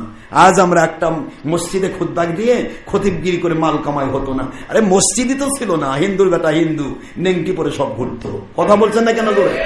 এই হিন্দুগুলোকে মুসলমান বানিয়েছেন যারা, তারা হলো মিলাদ পড়া পীর, তারা কিয়াম করা পীর, তারা হাত ধুয়ে মোনাজাত করা পীর, তারা সবে বারত পালন করা পীর, ঈদে মিলাদুন্নবী সাল্লাল্লাহু আলাইহি ওয়াসাল্লাম পালন করা পীর। তারা ছিল পীরের কাছে বায়াত হওয়া পীর, তারা মাযহাব মানা পীর। সুবহানাল্লাহ বলবেন না? সেই পীরগুলো এসে যদি কলেমা না পড়াতো, আজ আমরা নেংটি পরে ঘুরতাম, আজ আমরা নেংটি আর পয়তা মন্দিরে গিয়ে ঢোল বাজাতাম। সেই মানুষগুলি আজকে মুসলমানের মর্যাদা পেয়েছি, সেই মানুষগুলি আজকে ইমামতি করে বেতন খাচ্ছে, সেই মানুষগুলি আজকে ফতোয়া দেন টাকা খাচ্ছে, সেই মানুষগুলি ওয়াজ করে টাকা খাচ্ছে, সেই মানুষগুলি আজকে দাওয়াতের নামে কাজ করছে, সেই মানুষগুলি আজকে বিভিন্ন ভাবে ইসলামকে ব্যবহার করে দুনিয়ার যাবতীয় হিস্সা, দুনিয়ার যাবতীয় সব মর্যাদা লুট করে নিচ্ছে। ওই মানুষের মুখে যখন পীরের বিরুদ্ধে ফতোয়া হয়, তখনই বোঝা যায় যেই পাতে খায় সেই পাতে পায়খানা করে, এটার নাম নিমক হারাম। এই নেমুক হারামদের দেশ ভরে গেছে। সে অলির মাজার ভাঙতে যায়, অলির মাজারে আগুন দিতে যায়। অলির মাজারে যদি কোনো গাজারও থাকে, গাজারোকে বের করে দাও। অলির মাজারে যদি কেউ গিয়ে সেরেক করে, সেই মুশরিককে বের করে দাও। অলির মাজারে যদি কোন রকমের হিন্দুয়ানি প্রথা চালু হয়, বের করে দাও। অলির মাজারে যদি কোন রকমের অন্যায় হয়, বের করে দাও। মাথায় চট মাথায় জট, অলির দরবারে দরকার নেই, কিন্তু অলির দরবারে আঘাত করে যারা, এরাই হচ্ছে সেই যুগের আবু জাহেল, সেই যুগের ফেরাউন। আর যুগ যুগ ধরে আপনারা দেখেন মাজার টুপি দিয়ে অলির মাজার ভাঙতে যাচ্ছে, অলির মাজার আগুন দিচ্ছে। কারণ কি? মাজারে আগুন দিয়ে তো কেউ দেখবে না, কিন্তু কোন ব্যক্তির যদি ধরতে যায় তাহলে তো পিটানি হবে। অলির মাজার তোমাকে কি করলো? তার মানে এদের উদ্দেশ্য হলো অলির মাজার যতদিন আছে সরে, ততদিন আমরা বুঝাতে পারবো না, নিউ ইয়ং জেনারেশনকে বুঝাতে পারবো না যে পীরেরা আসল নয়। যখন মাজার থাকবে না তখন বুঝাতে পারবে আমরাই আসল, তারাই নকল। কথা বোঝেন নাই? মাজারই প্রচার করছে যে এরাই ছিল আসল ইসলাম, কারণ ওলি না আসলে আমরা ইসলাম পাইতাম না। কথা বলছেন না কেন? তো বাবা যেটাই হোক, যেটাই হোক, ছাগলের সামনে একটু খেয়াল করে বোঝার চেষ্টা করবেন। একটা ছাগল যতই দামি হোক, তার সামনে বাঘের ছায়া আঁকে দিয়ে কেউ বাঘ হবে? আর বাঘেকে আপনি যতই ছাগলের চামড়া পরে দেন, আসলে ওটা ছাগল হবে? কোনদিন না। ওলিয়া উলিয়াতে ইসলাম এসেছে, ওলিয়া উলিয়াতে ইসলাম এসেছে, অবশ্য ওলিদের বিরুদ্ধে যারা ফতোয়া দিচ্ছে, ভণ্ডামি আলাদা জিনিস। যারা ভণ্ডামি করছে তাদের বিরুদ্ধে আমরাও কথা বলে থাকি, ঠিক না? ঠিক বলি। কিন্তু এর অর্থ এই নয় যে অসুস্থ হয়েছে বলে তার মাথা কেটে ফেলতে হবে। অসুস্থ হয়েছে চিকিৎসা করে তাকে সুস্থ করতে হবে, ঠিক না? ঠিক। কাজে ওলিয়া উলিয়াকে যারা বিশুদ্ধগার করছে, এরাই দিয়ে সারা পৃথিবীতে কয়েকদিন আগে যে ইসলাম করেছে তার বিরুদ্ধে ফতোয়া দিচ্ছে। কয়েকদিন আগে নবীকে নূর বলেছে, আজকে নবীকে ফতোয়া দিচ্ছে নবী বলে মাটি। কয়েকদিন আগে বলেছে নবী নবী, এখন বলছে নবী আমাদের মতো। মানে ধীরে ধীরে তারা এমন এক পর্যায়ে চলে যাচ্ছে, নবীরও দরকার নাই, আল্লাহরও দরকার নাই, কিন্তু আমরা ইসলাম মানি। কথা বলেন না কেন শুনে? ঠিক ইহুদিদের মতো। ইহুদিরা এটা বলতো। এই ইহুদি সাদা কুকুরগুলো যখন পৃথিবীতে আসে, আমার নবী সাল্লাল্লাহু আলাইহি ওয়াসাল্লাম সহ অসংখ্য নবী এসেছে, 70,000 নবীর সর্দার ছিলেন মুসা আলাইহিস সালাম। সে 70,000 নবী এসেছে ইহুদি পণ্ডিতদের কাছে। ইহুদিরা বলতো, আমরা ইচ্ছা মতো যে আইন বের করেছি ধর্মের নামে, এটার বিরুদ্ধে যদি কেউ ফতোয়া দেয়, সে নবী হলেও মানব না, বরং তাকে হত্যা করবো। নাউজুবিল্লাহ বলবেন না? ইহুদি এই সাদা কুকুরগুলোর সাথে সম্পৃক্ত হয়ে আজকে পৃথিবীতে এমন ধরনের মৌলবী মুন্সিবের হয়েছে, ওর 2 নম্বরের পক্ষে, ওর গোষ্ঠীর পক্ষে, ও যে দলের চামচাগিরি করে, ও যে দলের নেংটি ধরেছে, ও যে দলের সাথে সম্পৃক্ত, ও যে দলের গোলামি করছে, ওই দলের বিপক্ষে যদি কোরআন হাদিস গুনাও খাওয়ান, ও মানবে না, বরং আপনাকে ভণ্ড বলে ফতোয়া দেবে। আর ওই যে 2 নম্বরই করছে, ওই 2 নম্বরই কোরআন হাদিসের বিরোধী হলেও যদি ওইটার পক্ষে কেউ ওকালতি করে, ওইটার পক্ষে যদি কেউ চামচাগিরি করে, তখন সে তাকে ফতোয়া দিয়ে দেয় এটা হক্কানি রব্বানি আলেম। এটা কি ইহুদি পণ্ডিতদের মতো হলো না? কথা বলছেন না কেন? এটা ইহুদি পণ্ডিতদের মতো হলো যে মানবো না তো মানবই নয়, বরং নবী হলেও তাকে হত্যা করব। এই জন্য বাবারা, সময় ধীর গতিতে এগিয়ে যাচ্ছে। এমন একটা টাইম আসতেছে যে সময় সত্য কথা বলার মতো লোক থাকবে না। সত্য বলবে, কেউ মানবে না। সত্য মানতে চাইবে, ভণ্ড বিতর্কিত বেদাতি বলে তাকে দূরে সরে রাখবে, মানুষকে মানতে দিবে না। সত্য বলবে, অথচ সেই সত্যবাদীর কাছে মানুষকে যেতে দেবে না। মানুষ গেলেই সত্য যখন মেনে নিবে, যখনই একটা মানুষ মধু পায়, তখন কি আর সে গুড় খায়? কথা বলে কেন? মধু পাইলে গুড় খাবে? যখন একটা মানুষ দই পাইছে, ও কি কখনো চুনের মধ্যে জিহবা লাগাবে? দই কি জিনিস, চুন কি জিনিস? তো সমাজ ভরা যখন বাতিল দিয়ে ভরে যায়, তখন যখন পুরা সমাজে হকের আলো যখন এসে যায়, তখন অন্ধকার রূপী বাতিলগুলো তার বিরুদ্ধে লেগে যায়। এটাই ছিল প্রত্যেক নবীর নমুনা, এটাই ছিল প্রত্যেক ওলিদের যুগের নমুনা। আমাদেরকে এখান থেকে শিখতে হবে বাবারা। আমরা সব কথাগুলির একটি কথা বলি, আজকে হিংসা, বিদ্বেষ, অহংকার এত বেশি, কথা বললেই বলবে কি জানে, কি বুঝে। গল্পটা দেখেন, মানুষকে ফেঁকিয়ে, মানুষকে ধোকা দেয়, এই ভণ্ড বিতর্কিত, এই কি জানে। এই যে কি জানে কথাটা যখন তুমি বলছো, তখন ইবলিস শয়তান খুশি হয়ে নাচে। ইবলিস বলে, আমি এতদূর বলিনি, আমি শুধু বলেছি আনা খয়রুম মিনহু, আমি আদমের চেয়ে উত্তম। এইটুকু বলার কারণে আমার হাজার লক্ষ বছরের ইবাদত আমার বাতিল হয়ে গেছে, আমার জিন্দেগি সমস্ত এলেম বাতিল হয়ে আমি মালাউন হয়ে গেছি, ইবলিস হয়ে গেছি। আর এটা কি কাউকে মানুষই মনে করছে না, তাহলে এটা তো ইবলিসের চেয়েও খারাপ। কথা বলছেন না কেন জোরে? অহংকার, আনা খয়রুম মিনহু বলা যাবে না বাবা। আমাদের আলোচনাগুলি শুধু মানুষকে সত্য বোঝানোর জন্য। সত্য যে বুঝবে, সত্য যে মানবে, ও ভিক্ষুক হোক আর বাচ্চা হোক, লেখাপড়া কোথায় করেছে দেখা হবে না, ও আমাদের মাথার তাজ হবে, মাথার তাজ। আর সত্যের দুশ্মনী যে করবে, ওকে আমরা ঘৃণা করছি না, তাকে সংশোধন করার জন্য সত্য কথা বলে দিচ্ছি। কারো চাইতে বড় মনে করছি না, কারো চাইতে নিজেকে উত্তম মনে করছি না। আজকের দুনিয়ার সব কাফের গুলো যদি মুসলমান হয়ে যায়, ওদেরকে আমরা মাথার তাজ হিসেবে শ্রদ্ধা করব, কারণ তাকে সে আল্লাহর কাছে কবুল হয়ে গেছে। আল্লাহর কাছে যে কবুল হয়, তখন আর আল্লাহওয়ালাদের বিরোধিতা করার কোনো সুযোগ থাকে না। এটাই নিয়ম, এটাই ইসলাম। কিন্তু গোটা জগৎ একদিকে হবে, আল্লাহ এবং রসুলের বিরুদ্ধে যাবে।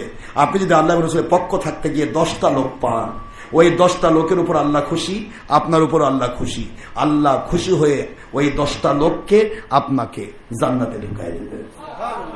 আর যদি ধরো সারা দুনিয়ার 500 কোটি মানুষকে খুশি করেন আর আল্লাহ নারাজ হয়, আল্লাহ নারাজ হলে ওই 500 কোটি লোকসহ আপনি জাহান্নামে যাবেন।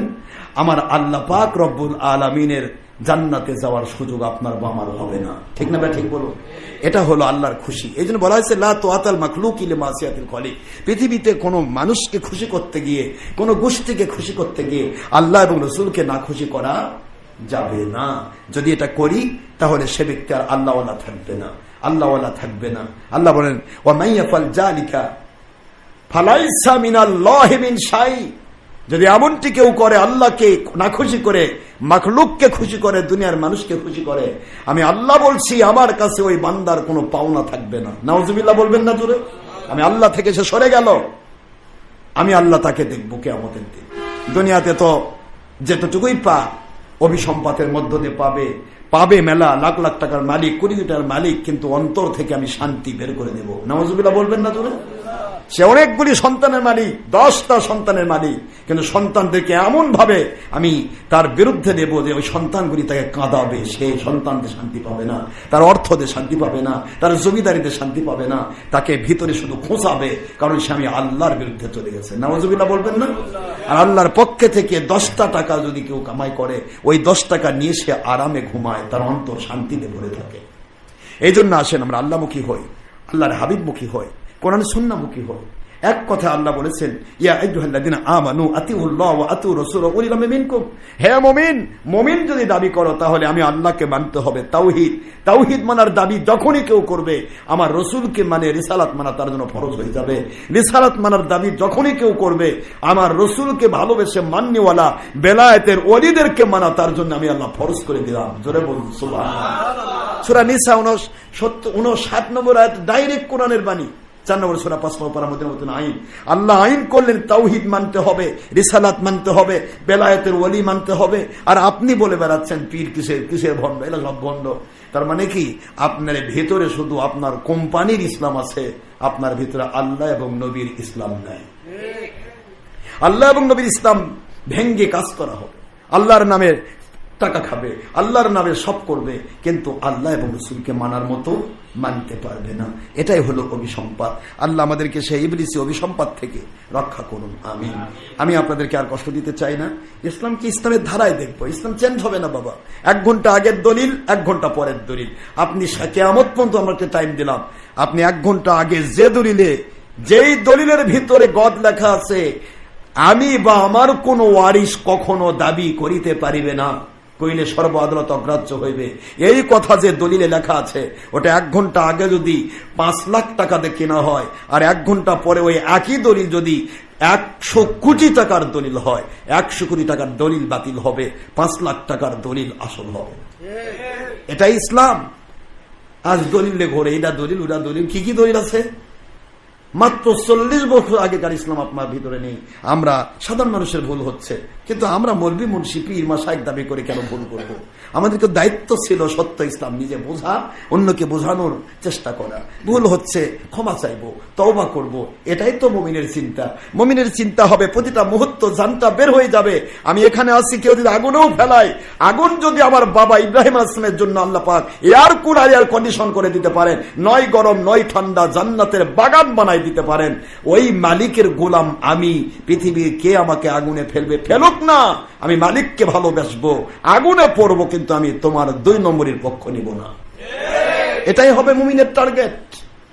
এটাই ছিল আজকে স্যাক্রিফাইসের এই মাসের কথা। ইব্রাহিম আলাইহিস সালামের স্যাক্রিফাইসের মাস এই মাস।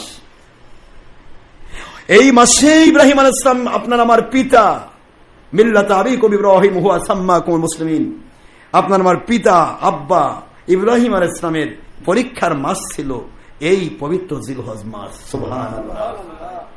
আল্লাহ পাক রব্বুল আলামিন সেই ইব্রাহিম আলাইহিস সালাম থেকে আমাদের শিক্ষা দিচ্ছেন যে আমাদের জিন্দগিতে কি আছে। যে মালিক তোমার ইব্রাহিম বাবাকে আগুনের ভিতরে ফেলানোর পরেও সমস্ত নমরুদ বাহিনী সহ নিজের চাচা, নিজের আপনজন সবাই যখন নমরুদের পক্ষে, কেউ নেই ইব্রাহিম আলাইহিস সালামের পক্ষে, আল্লাহ বললেন কেউ ছিল না, আমি ছিলাম, আগুনটাকে আমি এয়ার কন্ডিশন বানিয়ে দিলাম। কুলনা ইয়া নারু কুনি বারদা ওয়া সালামান আলা ইব্রাহিম। আল্লাহ বলে আগুন রে এত ঠান্ডা হবি না যেখানে কোন রকমের লেপ কাঁথার প্রয়োজন হবে, এমন রকমের গরম থাকবে না যে গরমের সামান্যতম বাতাসের প্রয়োজন হবে। নো, এমন অবস্থা হবে আমার ইব্রাহিম যেন বোঝে আমি শান্তির ভিতরে রয়েছি। তাহলে আগুনকে যদি আপনার বাবার জন্য, ইব্রাহিম আলাইহিস সালামের জন্য আগুনকে আল্লাহ পাক বানায় দিতে পারেন এয়ার কন্ডিশন, তাহলে আপনি কি বুঝতে পারছেন আজকে ওই আল্লাহ নাই? কথা বলছেন না কেন? তাহলে আমরা কেন ছলচাতুরি করব? জীবন চলে যাবে, যাক না। এক ফেরাউনের একজন দাসী আপনার হঠাৎ করে তার হাত থেকে চিরুনি পড়ে গেল। চিরুনি পড়ে যাওয়ার কারণে সে আস্তে করে বলে ফেলল বিসমিল্লাহির রহমানির রহিম।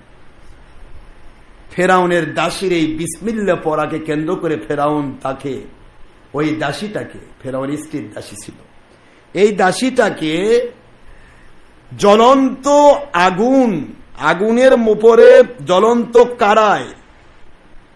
কারায়ের ভিতরে, আমি আপনাকে ইমোশন করব না, ইমোশন করলে আপনার কেঁদে ফেলবেন।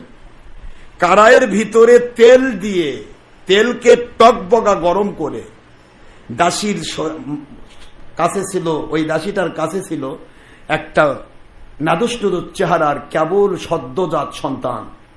এই সন্তানটাকে কেড়ে নিয়ে ওই কড়াইয়ের মধ্যে ফেলে দেওয়া হলো। তবুও তুমি আল্লাহ ছাড়ো, মুসা নবীকে ছাড়ো, তোমার সন্তান একটা মারছি, আরেকটা সন্তান দাঁড়িয়ে আছে, সে সন্তানের ব্যাপারেও বলছে ওকেও ফেলাবো। মায়ের সামনে সন্তানকে আগুনে ফেললে বা তেলে পুড়লে সে মায়ের কলিজা যে কোথায় লাগে এটা কি বোঝা যায়? এটা মা বোঝে। শুধুমাত্র ফেরাউনের দাসী বলছে, ফেরাউন তুমি তো ওই তেলে পুড়তে পারো, ওই তেলে ফেলাইছো আমার সন্তানকে, তোমারটা দেখা যাচ্ছে জ্বলন্ত আগুন, জ্বলন্ত তেল, টকবগে তেল, আর আমি দেখতে পাচ্ছি আমার সন্তান আমার মালিকের জান্নাতে খেলতেছে। সুবহানাল্লাহ, আমি দেখতে পাচ্ছি। ফেরাউন তুমি আমাকে কি দেখাবে? আমার শিশুকে তুমি জ্বলন্ত আগুনে ফেলেছ, এই টকবগে তেলের মধ্যে ফেলেছ, তুমি দেখতে পাচ্ছ আমার সন্তানের হাড়গুলি আলাদা হয়ে গেছে, গোস্তগুলি গলে গিয়েছে, আর আমি দেখতে পাচ্ছি আমার সন্তান আমার আল্লাহর জান্নাতের বাগানে খেলতেছে। আমি আমার মালিক ছাড়তে পারবো না ফেরাউন, আমি আমার আল্লাহ ছাড়তে পারবো না, আমার মুসা নবী আলাইহিস সালামকে ছাড়তে পারবো না, সম্ভব নয় ফেরাউন। আমি তোমার গৃহ পরিচারিকা হতে পারি, তোমার বাড়ির কাজের মহিলা হতে পারি, কিন্তু আমার জিন্দেগি হলো আমার মালিকের জন্য। সুবহানাল্লাহ, তুমি কি দেবে আমাকে? মুহূর্তের ভিতরে ফেরাউন দাঁড়িয়ে থাকা শিশু সন্তানটাকে নিয়ে আবার তেলের মধ্যে ছেড়ে দিল। তেলের ভিতরে সন্তান, শুধু তেলের মধ্যে ছেড়ে দেওয়া, আর সমস্ত গোস্তগুলি আলাদা হয়ে তেলের সাথে মিলিয়ে যাচ্ছে। ফেরাউনের দিকে তাকায়া মা দাসী বলতেছে, ফেরাউন, আমি আমার মালিকের গোলাম, আমার জিন্দেগিতে এগুলি দিয়ে কখনো মালিক থেকে তুমি আলাদা করতে পারবে না, সম্ভব নয়, ফেরাউন পারবে না। আমাকে আমার মালিক দেখাচ্ছেন জান্নাতের বাগানে খেলাধুলা। দাসীর মেয়ে সন্তানকে, দুই সন্তানকে ফেলা হলো, এবার দাসীকে নিয়ে এই আগুনের, এই তেলের মধ্যে ফেলা হচ্ছে। সে হাসতে হাসতে আমার মালিকের সাথে যেন গল্প করতেছে, মালিকের সাথে গল্প করতে করতে শাহাদতের পিয়ালা পান করবে। কিন্তু একটা মুহূর্তের জন্য মুসা আলাইহিস সালামের আদর্শ, একটা মুহূর্তের জন্য আমার আল্লাহ পাককে ফেরাউনের দাসী ভুলে যায় নাই। সুবহানাল্লাহ। আর আমরা কোন ঠুনকো ইমান নিয়ে চলি? কেউ 10 টাকা দিলে হকের বিরুদ্ধে ফতোয়া দেয়, কেউ 1000 টাকা দিলে হকের পক্ষে যারা কাজ করতেছে তাদের বিতর্কিত বলে ফতোয়া দেয়, ভণ্ড বলি, বিতর্কিত বলি, তার ওয়াজ মাহফিল বন্ধের জন্য ঘুষ নিয়ে ঘুরি। এটা কোন ধরনের ইমান নিয়ে ঘুরতেছে? এটা ফেরাউনের দাসীর কাছেও তো ইমানের কোন তুলনা নেই। এটা দাসী। আমাদের জীবন কোথায় যাচ্ছে? আমরা তো সত্য বুঝেও না বোঝার ভান করছি। অন্যায়কারী যখন অন্যায় করে তার অন্তরে ঢোল পিটে যাবে অন্যায়কারী, তারপরও সে নিজেকে প্রচার করে আমি হকের উপর আছি। কথা বলছেন না কেন? এটাই কয় না? দুনিয়াতে যত রকমের উপন্যাসের কিতাব পড়ে দেখবেন, উপন্যাসে যত রকমের ভিলেন, যত অন্যায় করে, সব অন্যায়কে সে নিজের মনে করে এবং বলে আমি সঠিক পথে আছি। সে কোনোদিন বলেন আমি অন্যায় করছি, জেনে বুঝে সে অন্যায়কারী। আর যারা উপন্যাসের পাতায় যারা নায়ক হয়, যারা হিরো হয়, এদের চিন্তা কি করে অন্যায়ের বিরুদ্ধে কথা বলবো, তাকে কত রকমের জ্বালাতন করা হয়, লাস্টে গিয়ে বিজয় কার হয়? ভিলেনের নাকি হিরোর? না ভিলেনের। কার? উপন্যাসের পাতায় আপনি যে কোনো উপন্যাস পড়েন, উপন্যাস তো আমরাই লেখি, আমরা লেখলে হাজার হাজার উপন্যাস লিখতে পারবো, কি ঠিক আছে না? উপন্যাস তো আমরা লিখি, চরিত্র তৈরি করি, কোনটা ভিলেনের পাঠ হবে, কোনটা নায়কের পাঠ হবে, কোনটা কিভাবে, কোনটা ন্যায়, কোনটা অন্যায়, অন্যায়কারী ন্যায়ের বিরুদ্ধে জাল পাতবে, তারপরও নিজেকে প্রচার করবে আমি সঠিক পথে আছি। আর ন্যায়ের মধ্যে, জালের মধ্যে পড়েও ন্যায়ের পক্ষপাতী যারা জীবন দিতে চায় কিন্তু ন্যায় থেকে সরে যায় না, যায় কখনো শুনেছেন? এটা হলো উপন্যাসের পাতা। উপন্যাস তোমার তৈরি করা উপন্যাসের পাতায় যদি একটা হিরো, একটা নায়ক যদি অন্যায় পথে না যায়, ন্যায়ের পক্ষে জীবন দিতে রাজি হয় উপন্যাসের পাতায়, তাহলে আমার মালিকের কুদরতি কোরআন সুন্নাহর ভালোবাসার পাতায় একজন মুমিন কি করে অন্যায়ের কাছে বিক্রি হতে পারে? এগুলি চিন্তা করতে হবে, এগুলি বুঝতে হবে। আকলমন্দার সমাজদার কে ইশারায় কাফি হে, জ্ঞানীদের জন্য ইশারায় যথেষ্ট। সারাদিন বলতে হয় না বাবারা। আল্লাহ আমাদের সবাইকে বোঝার তৌফিক দিন, আমিন। আমরা একটি কথা বুঝি, হাদিসে মুসলিম শরীফে ওহীর বিধান আসছে, আল্লাহ পাকের হাবিব সাল্লাল্লাহু আলাইহি ওয়াসাল্লাম বলেন, মান যেবা যারা মাতা মারা গেল বিগয়রি বায়াতিন, বিনা বায়াতে, ফাকাদ মাতা ফিল জাহেলিয়া, সে জাহেলিয়াতের যুগের জাহান্নামে অবস্থায় মারা গেল, নাউযুবিল্লাহ। তাহলে বায়াত না হয়ে মরলে যদি জাহেলিয়াতের যুগের জাহান্নামী অবস্থায় মরণ হয়, এটাই যদি আল্লাহর ওহীর বিধান হয়, তাহলে আজকে যারা বায়াতের বিরুদ্ধে ফতোয়া দেয়, কিসের আবার বায়াত, কিসের আবার পীর, কিসের আবার মুরিদ, ভণ্ড, বিতর্কিত, এইটা সেইটা, এদের দরজা কত বড় একটু চিন্তা করা দরকার। ওহীর বিধান মান, ডাইরেক্ট ওহীর বিধান মান, যেবা যারা মাতা মারা গেল বিগয়রি বায়াতিন, বিনা বায়াতে, ফাকাদ মাতা ফিল জাহিলিয়া, সে জাহেলিয়াতের যুগের জাহান্নামী অবস্থায় মারা গেল। তাহলে বায়াত না হয়ে মরলে যদি জাহেলিয়াতের যুগে মরণ হয়, বায়াতের দুশ্মনী করছে যে মৌলবি, বায়াতের দুশ্মনী করছে যে মুন্সি, বায়াতের দুশ্মনী করছে জেরে বুঝে হক্কানি ওলিদের দুশ্মনী করছে যেই দলের মানুষ, এরা কোথায় যাবে? এদের কন্ডিশন কোথায়? একটু চিন্তা করলে সব পাওয়া যায়, ঠিক না? ঠিক বলুন। আমি আপনাদের খেদমতে আরজ করছি, এমন কোন নবী ছিলেন না যার কাছে তার উম্মত বায়াত না হয়ে আল্লাহ পেয়েছে। শুনেছেন কখনো?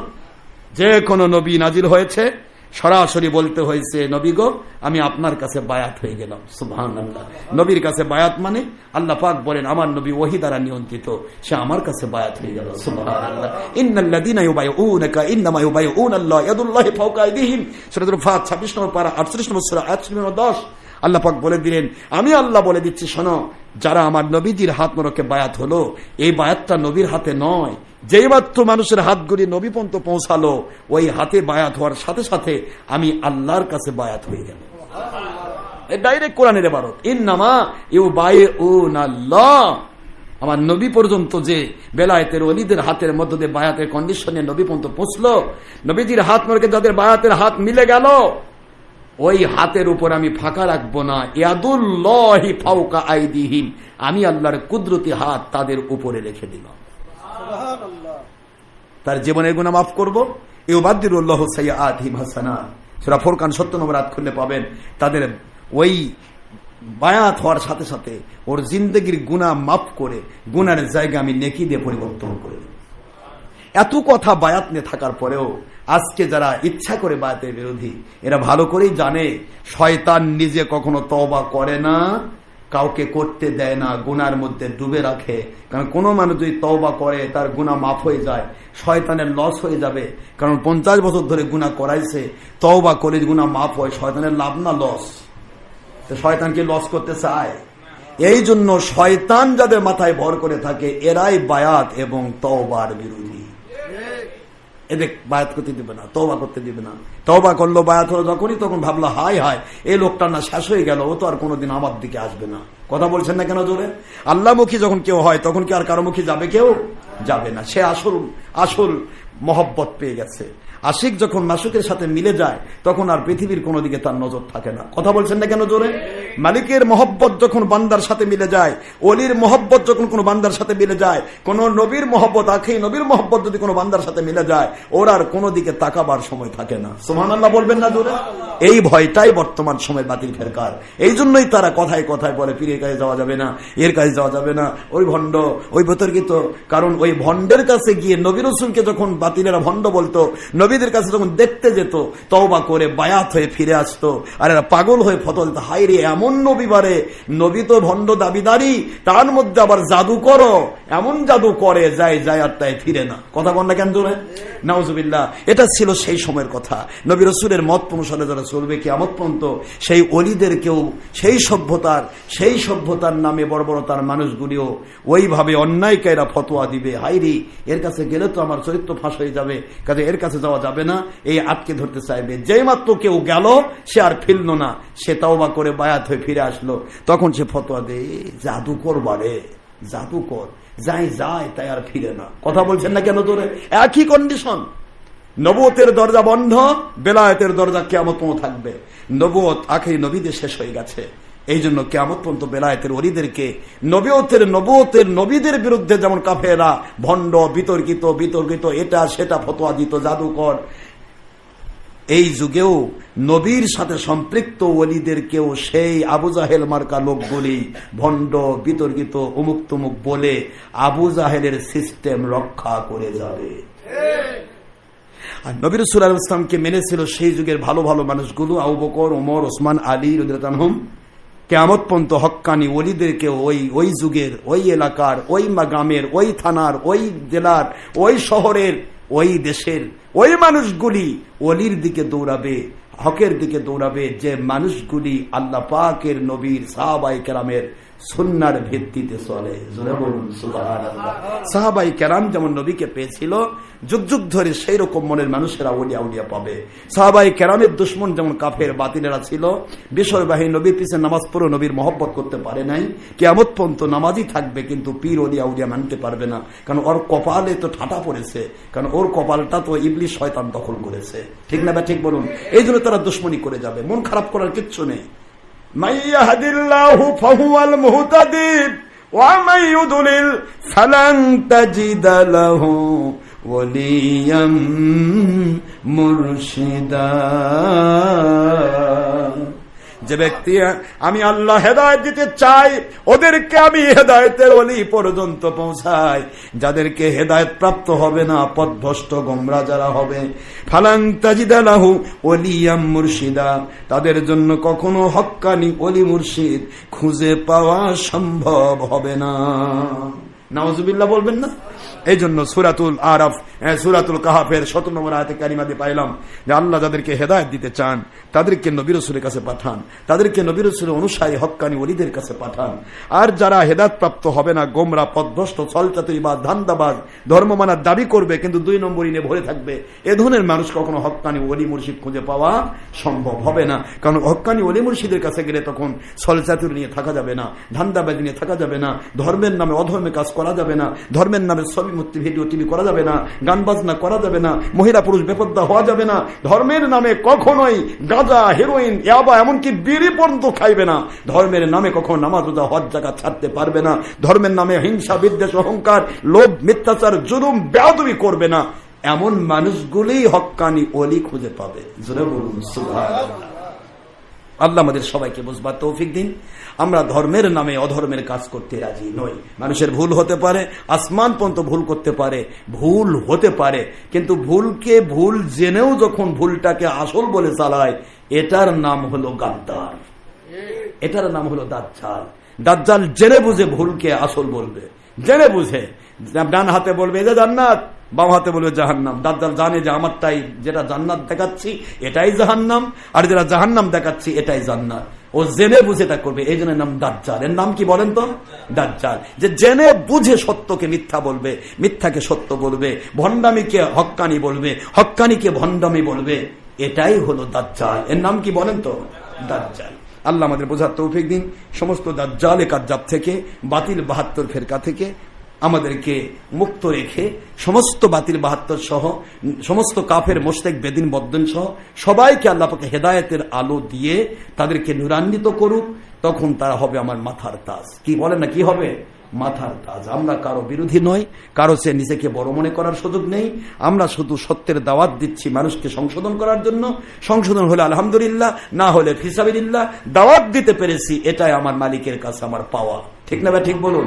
ন্যায়ের কথা বলাটাই দায়িত্ব বাবা। সত্য বলা গীবত নয়, অহংকার নয়। আল্লাহর আইন সত্য বলা উত্তম জিহাদ। সত্য গোপনকারী বোবা শয়তান, বোবা শয়তান হয়ে মরার চাইতে ওই বকরি গরু হয়ে মরা ভালো। বকরি গরু কুরবানি হয়ে আল্লাহ পাকের নৈকট্য পাবে, আরে বোবা শয়তান জাহান্নামে যাবে। কথা বলছেন না কেন জোরে?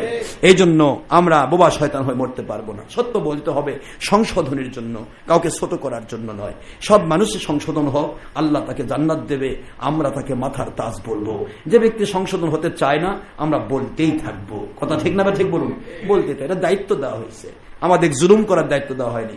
তুমি মানবে না কেন, তুমি করবে না কেন, এরকম নয়, বরং তুমি মানো।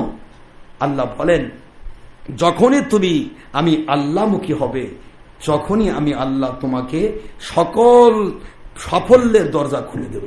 সুবহানাল্লাহ। সাফল্যের দরজা খুলতে গেলেই দেখবে তুমি তোমার জীবনে একটা ছোট্ট পরীক্ষা আসুক, ওই পরীক্ষা দিয়েই তোমাকে আরেকটা মর্যাদার ধাপ উপরে উঠায় দেব। সুবহানাল্লাহ। এই জন্য আল্লাহ সাফল্যের চাবিকাঠি তার কুদরতি হাতে রেখেছেন। বান্দা যদি আল্লাহমুখী হয়, রসুলমুখী হয়, বেলায়েতের অলিমুখী হয়, সেটা হবে আল্লাহমুখী। এই অলিমুখী আল্লাহমুখী যখন কেউ হয়ে গেল, তখন ওই বান্দাটাকে আল্লাহ পাক সাফল্যের চাবিকাঠি দেবেন। দুনিয়াতে তার কোনো অভাব থাকবে না, তার পিছে দুনিয়া ঘুরবে।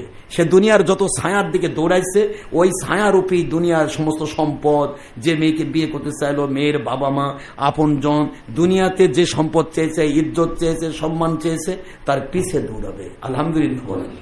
এটাই ছিল নিয়ম। আপনারা কি আমার কথায় কষ্ট পাইলেন বাবারা? মন খারাপ করবেন না, আমার জীবনের দিকে তাকান। আপনার একটা এক্সাম্পল নেন, আর বেশি এক্সাম্পলের দরকার নেই, মাত্র ছোট্ট একটা এক্সাম্পল। এই বগুড়াতে আমি ভাই পাগলা মাজারে অনলি একটা সহকারী ইমাম ছিলাম। আজান কাম 5 ওয়াক্ত নামাজ পড়াতাম। আমি সহকারী ইমাম পোস্টে ভাই পাগলা মাজারে ঢুকেছিলাম প্রথম। এই আমার জিন্দেগি। সেই আলিম ক্লাসে যখন আমি ইন্টারমিডিয়েট ক্লাস, আমি সেই সময় থেকে আজ অবধি যত ভাইরা আমাকে আমার দুশ্মনী করে মিথ্যাচার করেছে, তারা কিন্তু ইমামতি করে বেতনই খাচ্ছে। আর আমাকে আমার মালিক অসংখ্য ইমামকে বেতন দেওয়ার মতো সুযোগ দিয়েছে। আমার কথা বোঝেন নাই? তারা কিন্তু আজকে ইমামতের বেতন খাচ্ছে, অতিরিক্ত হলে একটা মাদ্রাসা দিয়ে হয়তো দেশ বিদেশের চামড়া সৎকা জাকাত খাচ্ছে, এতেই তার জিন্দেগি হয়ে গেছে। আর এই বগুড়ার বুকে আমার মালিক আমাকে কোটি কোটি টাকার মালিক বানিয়ে দিয়েছে। বিদেশি কারো টাকা নয়, বাংলাদেশের কোন সরকারের টাকা, কোন বিরোধী দলের টাকা নয়, আমার মুরিদদের কাছে চাঁদা করা টাকা। চাঁদা মানে যা চেয়ে নেওয়া হয়, আর দানা হাদিয়া হলো যা ইচ্ছা করে দেওয়া হয়। আমাদের কাছে দৌড়ায়, অর্থ দৌড়ায়, সম্মান দৌড়ায়। আজ বিশেষ ক্যাডার হিসেবে আমার মান অতিরিক্ত হলে ডিসির র্যাঙ্ক, ডিসির র্যাঙ্কে আমি থাকতাম, বিএনপি আসলে বিএনপির গোলামি করা লাগতো, আওয়ামী লীগ আসলে আওয়ামী লীগের গোলামি করা লাগতো। আল্লাহর গোলামির সুযোগ ছিল না। কথা বল না কেন? গোলামি করতে গিয়ে অন্যায় করতে হতো। আজ ডিসি, এসপি, ওসি, এমন কি এমপি মন্ত্রীও আমার পিছে ঘোরে। আলহামদুলিল্লাহ বলবেন না জোরে? বায়াত হয়ে পিছে ঘোরে। কেন? কারণ আপনি যদি আলোমুখী হন, ছায়া আপনার পিছে দৌড়াবে। আর আমার মতো হুজুরেরা বগুড়াতে ডিসি আসলে ডিসির কাছে সার সার করে, স্যার এটা করি, স্যার এটা করেন, স্যার এসপির কাছে কান্দে, ওসির কাছে কান্দে, এমপির কাছে কান্দে। এমন একটা রাজনৈতিক নেতা, এমন একটা ডিসিএসপি বলতে পারবে না যে আশরাফ সিদ্দিকীর চেহারা দেখেছি। শুধু বলতে পারবে এমন কে এই ব্যক্তিটা যার বিরুদ্ধে হাজার হাজার মুন্সি আসে আমাদের কাছে নালিশ করে। একটা ব্যক্তির বিরুদ্ধে, এটার নামই আল্লাহর জগতের হিরো। আলহামদুলিল্লাহ বলবেন না জোরে? কিন্তু আশরাফ সিদ্দিকী কোনো ডিসির কাছে যায় না, কোন এসপির কাছে যায় না, কোন ওসির কাছে যায় না, কোন এমপির কাছে যায় না, আমার মালিক নিয়ে যায় না, কারণ আমি আমার মালিকের গোলাম। ঠিক না ভাই? ঠিক বলেন? এগুলি শিখবেন, এগুলি শেখার দরকার, এগুলি জানার দরকার, বোঝার দরকার। এগুলি না বুঝলে আপনার ভুল হবে। এক্সাম্পল নেন, তাহলেই হবে। আমার একটা জিন্দেগির দিকে তাকান। এই বগুড়াতে 350 মসজিদ আছে। আমি চ্যালেঞ্জ করছি, এই 350 মসজিদের একটা মুন্সি এখনো কোটিপতি হয় নাই। কথা কয় নাকি? কি কথা বলেন না কেন? কোটিপতি। আর আমার মালিক আমাকে 100 কোটি টাকার টার্গেটে কাজ করাচ্ছে। সারা বাংলার প্রত্যেক জেলায় জেলায় আমার মাদ্রাসা তৈরি হয়ে যাচ্ছে। আলহামদুলিল্লাহ বলবেন না জোরে? মাদ্রাসা, দরবার, এটা সেটা। বাবা আপনি আল্লাহমুখী হন, রসুলমুখী হন। দুনিয়ার মানুষ যদি আপনাকে 10 টাকা দিতে পারে, মালিকমুখী হলে আপনাকে মালিক 10 কোটি টাকা দিতে পারে। ক্ষমতা আছে না মালিকের? জোরে বলেন, আছে না নাই? ওই মালিকমুখী হন, আল্লাহ আপনাকে সাহায্য করবেন। কোনো কিছুই হবে না, হিংসা দিয়ে কিছুই হয় না। যার উপর হিংসা করা হয়, আমার মালিক বলে হিংসা দিয়ে একজন ব্যক্তি একজনের বিরুদ্ধে গর্ত করে, আমি মালিক ওই গর্তের মধ্যে ওই হিংসুককে ঢুকায় দেই। আর আমি মালিকের দায়িত্ব হয় ইউসুফ আলাইহিস সালামকে যেমন ওই কূপের মধ্যে ফেলে দেওয়া, ইউসুফকে তুলে যেমন মিশরের বাদশা বানাইছি, আর যে ভাইয়েরা ফেলে দিয়েছিল তাদেরকে আমি মরুভূমির ভেড়া চালক বানাইছি। কথা বলছেন না কেন জোরে? মরুভূমিতে ভেড়া চালে তাদের জিন্দগি চলেছে, 40 বছর তাদের তওবা কবুল হয় নাই। আর ইউসুফ সিদ্দিকুল্লাহ আলাইহিস সালামকে নিজের ভাই হয়ে যখন কূপে ফেলে দিয়েছে, আমি আল্লাহর দায়িত্ব হয়েছে তাকে রিসালাতের দায়িত্ব দিয়ে সেই কূপ থেকে উঠায়া মিশরের বাদশা বানিয়ে দেওয়া। সুবহানাল্লাহ বলবেন না? এটার নাম হলো আলোর মুখী। যখন কেউ হয়ে যায় তখন অন্ধকার আর ওই ছায়া তার পিছে পিছে ঘোরে গোলামি করার জন্য। বুঝতে পারেন নাই? 40 বছর পর তার ভাইয়েরা গিয়ে তার কাছে তওবা করলো, সেই ইউসুফ আলাইহিস সালামের আন্ডারেই তাদের জীবন চললো। সুবহানাল্লাহ। আমি আপনাদেরকে বোঝাচ্ছিলাম ইসলামকে ইসলামের ধারায় বুঝতে হবে, নিজের ইচ্ছা মতো করলে হবে না বাবা। আসুন, মালিক আমাদেরকে সত্য ইসলাম, আল্লাহর সন্তুষ্ট ইসলাম, সমস্ত সঠিক মত পথের উপরে চলতে হবে। এই চলার তৌফিক আল্লাহ দান করুন। এই আকীদায় বিশ্বাস করুন, নাই কোনো আমার নিজস্ব মত, নাই কোনো আমার দলীয় মত, নাই কোনো গোষ্ঠীর মত, নাই কোনো জাতের মত, নাই কোনো পৃথিবীর কোনো দেশ জাতি গোষ্ঠীর মত। যা মত আর পথ আল্লাহ এবং নবীর মত পথ, এটাই হবে সত্যিকারের বান্দা আল্লাহর নবীজির উম্মত। এই কন্ডিশনে যদি আপনি এগিয়ে যান, পৃথিবীর এমন শক্তি না আপনার সামনে দাঁড়াবে, আপনাকে একটু শব্দ করতে পারবে না, মালিক তাকে ঠেকাবে। সুবহানাল্লাহ বলবেন না বলে? কে ঠেকাবে? কে?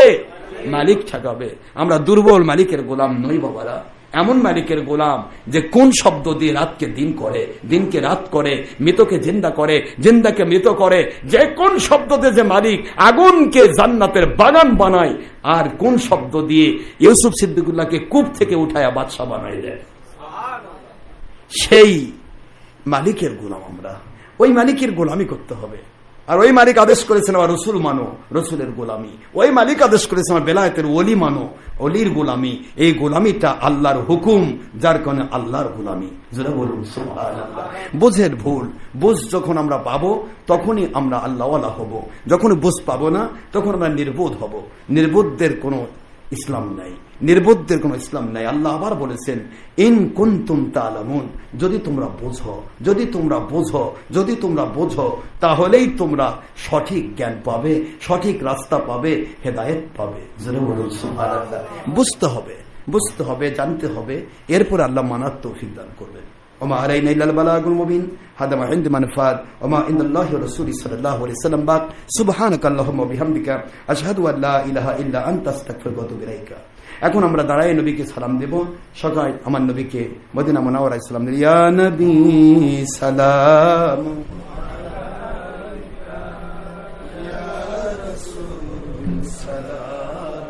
আলাইকা ইয়া হাবিবি সালামু আলাইকা সালাওয়াত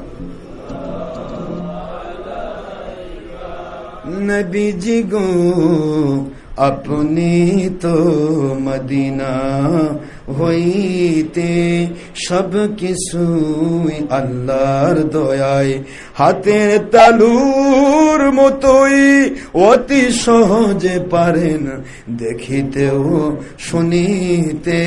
সূরা আহজাবিল ৪৫ আয়াত এবং অসংখ্য তাফসিরের কিতাব ও মুসলিম দ্বিতীয় খণ্ড ৩৯০ পৃষ্ঠা সহ অসংখ্য সহিহ হাদিসের ভিত্তিতে প্রমাণিত। আপনি তো রওজা হইতে সব কিছুই পারেন দেখিতে। আমাদের লাশ কবরে রাখিলে নিয়েন গো নবীজি সুপারিশ করে ইয়া নবী ইয়া রাসূল সালামু আলাইকা ইয়া হাবিব সালামু আলাইকা সালাওয়াতুল্লাহ। নবী না হয়ে দুনিয়ার না হয়ে ফেরেশতা আল্লাহর হয়েছি আল্লাহর দয়ায়। উম্মত আপনার ওগো দয়ার নবীজি।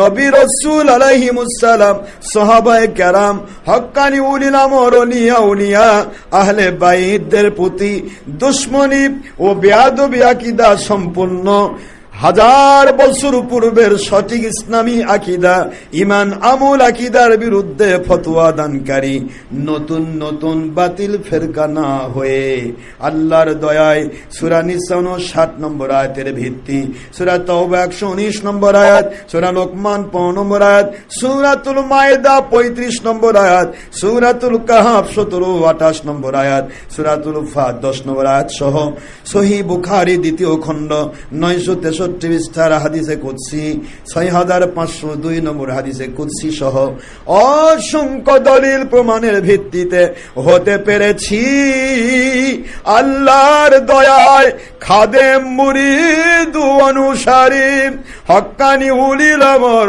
ওলি আউলিয়া হাইকোর্টে বায়াত দাওয়াত ও জিহাদ ভিত্তিক কোরআন সুন্নাহর খেলাফতের পক্ষের শক্তি, নামাজ রোজা হজ যাকাতের পক্ষের শক্তি, ঈমান আমল আকীদা ইখলাসের পক্ষের শক্তি, তাওহীদ রিসালাত বেলায়াতের পক্ষের শক্তি হতে পেরেছি খাদিম মুরিদ অনুসারী হক্কানি উলিল আমর ওলি আউলিয়া ওলি মুর্শিদ ওনাদের তার তরে অহংকার ও হিংসা নয়, শুকর 1000 কোটি বার ইয়া নবী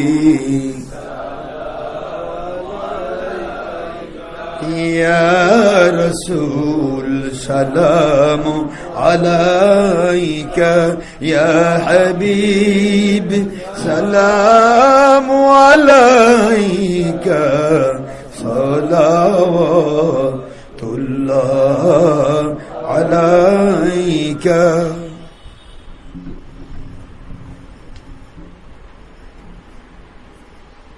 يا رب صل وسلم دائما ابدا على نبيك خير خلق كلهم भेजाए रब मेरे दुरूद और सलाम बरगुज दे नबी पर अपने मुदाम बलगल उला बिकमालिही कशाफत दुजा बिजमालिही हसनत जमीउ खिसोनिही सल्लो अलैहि व आलिही अत्तिर अल्लाहुम्मा कब्रहुल करीम बिअरफिन शदीद मिन सलातिन व तस्लीम सल्लमु या कौम बल सल्लु अला सद्रिल अमीन मुस्तफा मा जाअ इल्ला रहमाताल लिल आलामीन। আলহামদুলিল্লাহ। বাবার আমরা এখন দোয়াতে চলে যাব। আমাদের সবাইকে আল্লাহ পাক সত্যিকার আল্লাহর হিসেবে কবুল করুন, আমিন বলেন। সবাই খালিস তওবা করবেন, কোন একজন হক্কানি ওলির কাছে বায়াত হবেন। বাবারা বায়াত না হয় মরবেন না, কারণ আল্লাহ পাকের আইন অমান্য করে মরলে তার জীবনে বিপদ ছাড়া ভালো কিছু থাকে না। এই জন্য বায়াত বিরোধী যারা তাদের বুঝবেন কোরআন সুন্নাহর সত্যিকার ইসলাম থেকে তারা সরে গিয়েছে। আমরা যুগ যুগ ধরে যে ইসলাম পেয়েছি এটাই আসল থাকবে, নতুন ইসলাম নিতে চাই না। যে ইসলামটা যুগ যুগ ধরে আছে জান্নাত পর্যন্ত কিয়ামত পর্যন্ত থাকবে ওটাই হবে আসল ইসলাম, ঠিক না? বা ঠিক বলুন। আমরা নতুন নতুন ইসলাম কোম্পানি যতদিন যাবে তত কোম্পানি বাড়তেই থাকবে, কিন্তু ইসলামকে সেরা বেড়া করে ফেলবে, টানা হেসলা এটা সেটা কত কি। এই যত কথা শুনবেন নতুন সেটাই বুঝবেন এটা বাতিল। হক এটাই হবে যা পূর্ব থেকে ছিল, ঠিক না? বা ঠিক বলেন না কেন? পূর্ব থেকে আমার বাবা দাদারা কি কাফের ছিল? কথা বলেন না, কাফের ছিল? আমার বাবা দাদারা মুসলমান ছিলেন, তারা যে ইসলাম মেনেছে সেই ইসলামের বিরুদ্ধে গেলে বোঝা যাবে ইসলাম বাবা দাদা বাদ দিয়ে আসে নাই, বাবা দাদার মধ্য দিয়ে আসছে, ঠিক না? বা ঠিক বলেন। নতুন ইসলাম নিতে চাই না, নতুন ইসলামের কোনো প্রয়োজন নেই আমাদের সেই ইসলাম দরকার যে ইসলামের চেঞ্জ হয় না। কি হয় না বলেন তো? চেঞ্জ হয় না, কোনো উল্টা পাল্টা হয় না। লা তাবদীলা লিকালিমাতিল্লাহ ওয়ালান তাজিদা লিসুন্নাতিল্লাহি তাবদীলা ওয়ালান তাজিদা লিসুন্নাতিল্লাহি তাহওয়িলা। আল্লাহ বারবার বলেছেন আমার সিস্টেম কোনোদিন পরিবর্তন হবে না। সুবহানাল্লাহ বলবেন না জোরে? যা ছিল আগে থেকে এটা আসল। বাবারা আপনার চিন্তা আপনি নিজে রাখেন, নিজেকে জিজ্ঞাসা করেন আমি কোন পথে রয়েছি। দেখে শুনে বুঝে শুনে যদি ন্যায় পক্ষে থাকেন আপনি বেঁচে যাবেন, ন্যায়ের পক্ষে যারা আছে তাদের পক্ষে থাকেন। আশরাফ সিদ্দিকীর সাথে থাকতে হবে এমন কোনো কথা নেই, ন্যায় যেটা আছে ওটার সাথে থাকেন। আপনার বিবেক বলতে সেটা অন্যায়, ওই অন্যায়কে সমর্থন করবেন না, এটাই হলো আসল পথ, ঠিক না? বা ঠিক বলেন, এটা কি পথ? আসল পথ। অন্যায়ের দিকে যাব না, ন্যায়ের পক্ষে থাকবো, ন্যায়ের জন্য জীবন দিব। একটা ফেরাউনের দাসী যদি জীবন দিতে পারে ন্যায়ের জন্য, সন্তান সহ যদি আগুনের মধ্যে পুড়ে যেতে পারে, আগুন এখন কি আমাদের কেউ আগুনে ফেলাচ্ছে? এখন কি আমাকে তেলে ভাসতেছে? তারপরে ইমান রাখতে পারবো না, তাহলে কেমন ইমানদার আমি? এই জিনিস চিন্তা করতে হবে। ন্যায়ের পক্ষে জান দিব, অন্যায়ের পক্ষে ঘামও দিব না, ঠিক না? বা ঠিক বলেন না কেন? ন্যায়ের পক্ষে কি দেব? জান দেব, কিন্তু অন্যায়ের পক্ষে ঘামও দিব না। দরকার নেই আমার। 1 ঘন্টা বেঁচে মরতে চাই, 1 সেকেন্ড মরে বেঁচে মরতে চাই আল্লাহকে খুশি করে, শয়তানকে খুশি করে নয়, কি ঠিক না? বা ঠিক বলেন। 100 বছর বেঁচে কি দরকার আমার? 100 কোটি 1 লাখ বছর মাজার দরকার কি? 2 নম্বরই করার দরকার আছে? 1 সেকেন্ড বেঁচে মরবো, আমার মালিককে খুশি করে মরতে চাই, ঠিক না? বা ঠিক বলেন। এটাই হবে ইসলাম। আল্লাহ আমাদের বোঝার তৌফিক দেন। সবাই খালিস তওবার নিয়ত করুন, সবাই মনে মনে নিয়ত করুন। কলবের মাকাম বাম স্তনের আঙ্গুল নিচে, সেদিকে খেয়াল করে তওবা করুন। তওবা করাটা আল্লাহ পাকের আইন বিধান। মা বোনেরা আপনারা যারা দেশ বিদেশ থেকে লাইব্রেরিতে আছেন, doctor Ashraf Siddiqui online radio, Sunni ওয়াজ বগুড়া, ডক্টর আশরাফ সিদ্দিকী ওয়াজ কালেকশন, ছবি ভিডিও মুক্তভাবে রেডিও লাইভে এবং ফেসবুক ইউটিউবে যারা আমাদের সাথে সম্পৃক্ত, আমি সবাইকে দোয়ার মধ্যে শরীক করছি। যারা তওবা করতে চান, বায়াত হতে চান, তওবা এবং বায়াতের নিয়ত করুন। নিয়ত আপনার কাছে। ইন্নামাল আমালু বিন্নিয়াত, বুখারীর প্রথম হাদিস আল্লাহ বলেন নবীজির ভাষায় যে ব্যক্তি নিয়ত করবে যা, এই নিয়তটাই হবে তার জন্য। নিয়ত মোতাবেক তার আমলটা নেক হলে হবে 10 থেকে 700 গুণ, আর নিয়ত মোতাবেক আমলটা যদি গুনার কাজ হয় তাহলে সে ওই নিয়তি পাবে, নিয়তটাই তাকে এই কাজ করাবে। আমরা তওবা করব আল্লাহকে খুশি করার জন্য। আমরা সকলে খালিস তওবা করছি। সবার পরে আউযু বিল্লাহি মিনাশ শাইতানির রাজিম। বিসমিল্লাহির রহমানির রহিম। আয় আল্লাহ, আমি তওবা করছি সগীরা কবীরা জাহিরি বাতিনি, ইচ্ছায় অনিচ্ছায়, রাতের অন্ধকারে দিনের আলোতে, প্রকাশ্যে গোপনে, নফসের তাড়নায়, শয়তানের প্রবঞ্চনায়, যৌবনের তাড়নায়, বাতিলের ধোকায় যত প্রকার গুনাহ আমাদের দ্বারা হয়ে গেছে, বান্দার হক নষ্ট করে যত গুনাহ আমাদের দ্বারা হয়ে গেছে, আয় আল্লাহ কাফের মুশরিকদের তাসাব্বু করে যত গুনাহ হয়ে গেছে, সকল গুনাহ থেকে তওবা করছি। আস্তাগফিরুল্লাহ রাব্বি মিন কুল্লি যামবিন ওয়া আতুবু ইলাইহি।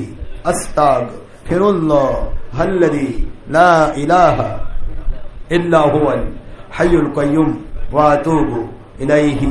আস্তাগফিরুল্লাহ আল্লাযী লা ইলাহা ইল্লা হুয়াল হাইয়ুল কাইয়্যুম ওয়া আতুবু ইলাইহি। আস্তাগফিরুল্লাহ আল্লাযী লা ইলাহা ইল্লা হুয়াল হাইয়ুল কাইয়্যুম ওয়া আতুবু ইলাইহি। ওয়ালা হাওলা ওয়ালা কুওয়াতা ইল্লা বিল্লাহিল আলিয়্যিল আযীম। লা ইলাহা ইল্লাল্লাহু মুহাম্মাদুর রাসূলুল্লাহ সাল্লাল্লাহু আলাইহি ওয়াসাল্লাম। আশহাদু আল্লা ইলাহা ইল্লাল্লাহু ওয়াহদাহু লা শারীকা লাহু ওয়া আশহাদু আন্না মুহাম্মাদান আবদুহু ওয়া রাসূলুহু। আয় আল্লাহ, আমি বায়াত হচ্ছি, উপর হাত, সূরাতুল মায়েদা 35 নম্বর আয়াত শরীফের দলিলের ভিত্তিতে ওসিলা হিসেবে, মাধ্যম হিসেবে, গোলাম হিসেবে মুহাম্মদ আশরাফ আলিমুল্লাহ সিদ্দিকী, যিনি মুস্তাফিদ হচ্ছেন, খেলাফত প্রাপ্ত হচ্ছেন, ওসিলা প্রাপ্ত হচ্ছেন, হক ফুরফুরা সিলসিলা ভুক্ত হাত বাই হাত আলহাজ মুহাম্মদ আবু বকর সিদ্দিকী আল কুরাইশি মুজাদ্দিদ জামান রহমতুল্লাহ আলাইহি, ওনার হাত বাই হাত, বায়াত বাই বায়াত আখিরি নবী মুহাম্মদুর রাসূলুল্লাহ সাল্লাল্লাহু আলাইহি ওয়াসাল্লাম, ওনার মুবারক 43তম খেলাফত প্রাপ্ত, ওসিলা প্রাপ্ত সকল তরিকা, কদরিয়া, চিশতিয়া, নকশবন্দিয়া, মুজাদ্দিদিয়া, সকল তরিকার মূল তরিকায়ে মুহাম্মদুর রাসূলুল্লাহ সাল্লাল্লাহু আলাইহি ওয়াসাল্লাম। আয় আল্লাহ, আমাদের তওবা কবুল করুন, আমাদের গুনাহ মাফ করুন, গুনার জায়গা নেকি দিয়ে পরিবর্তন করে দিন, আমিন। মৃত্যু পর্যন্ত আপনার সন্তুষ্টি, আপনার হাবিব সাল্লাল্লাহু আলাইহি ওয়াসাল্লাম ওনার সন্তুষ্টিপূর্ণ ইসলাম মেনে চলার উদ্দেশ্যে আমাদেরকে সদা সর্বদা বংশ পরম্পরায় কিয়ামত পর্যন্ত সদা সর্বদা সুস্থ এবং সচ্ছল গয়বী মদতপূর্ণ জীবন দান করবে। আয় আল্লাহ, মুমিনে কামিল, মুসলিমে কামিল, ওলিয়ে কামিল হিসেবে কবুল না করে বারবার স্বপ্নে এবং রুহানি হালে আপনার হাবিব সাল্লাল্লাহু আলাইহি ওয়াসাল্লাম ওনাকে না দেখিয়ে নবীজির সাথে জান্নাতুল ফেরদৌসে সাথী হিসেবে ঘোষণা না দিয়ে আমাদেরকে, আমাদের একজন ভক্ত মুরিদ, পুরুষ মহিলা, জিন ইনসান, দেশ বিদেশের একজন মুসলমানকেও দয়া করে কবরে নিবেন না, আমিন। ইয়া আল্লাহুস সামাদ ইয়া রাব্বাল আলামিন। বাহুরুমাতি আখিরি নবী মুহাম্মদুর রাসূলুল্লাহ সাল্লাল্লাহু আলাইহি ওয়াসাল্লাম সাইফুল্লাহিল কাতিই ওয়া আলিহি ওয়াসাল্লিম রাহমাতাল লিল আলামিন। আস্তাগফিরুল্লাহ 3 বার পড়েন, সূরা ফাতিহা শরীফ 1 বার, সূরা ইখলাস 3 বার, যে কোনো দরুদ শরীফ 5 বার পড়েন। আউযু বিল্লাহি বিসমিল্লাহ সব।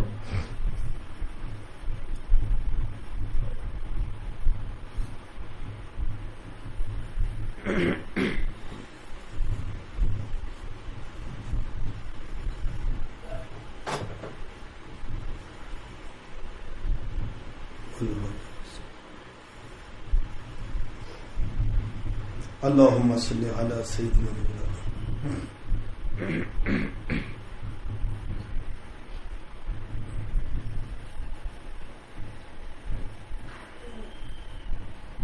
ঘুমাননি, দোয়া করবে।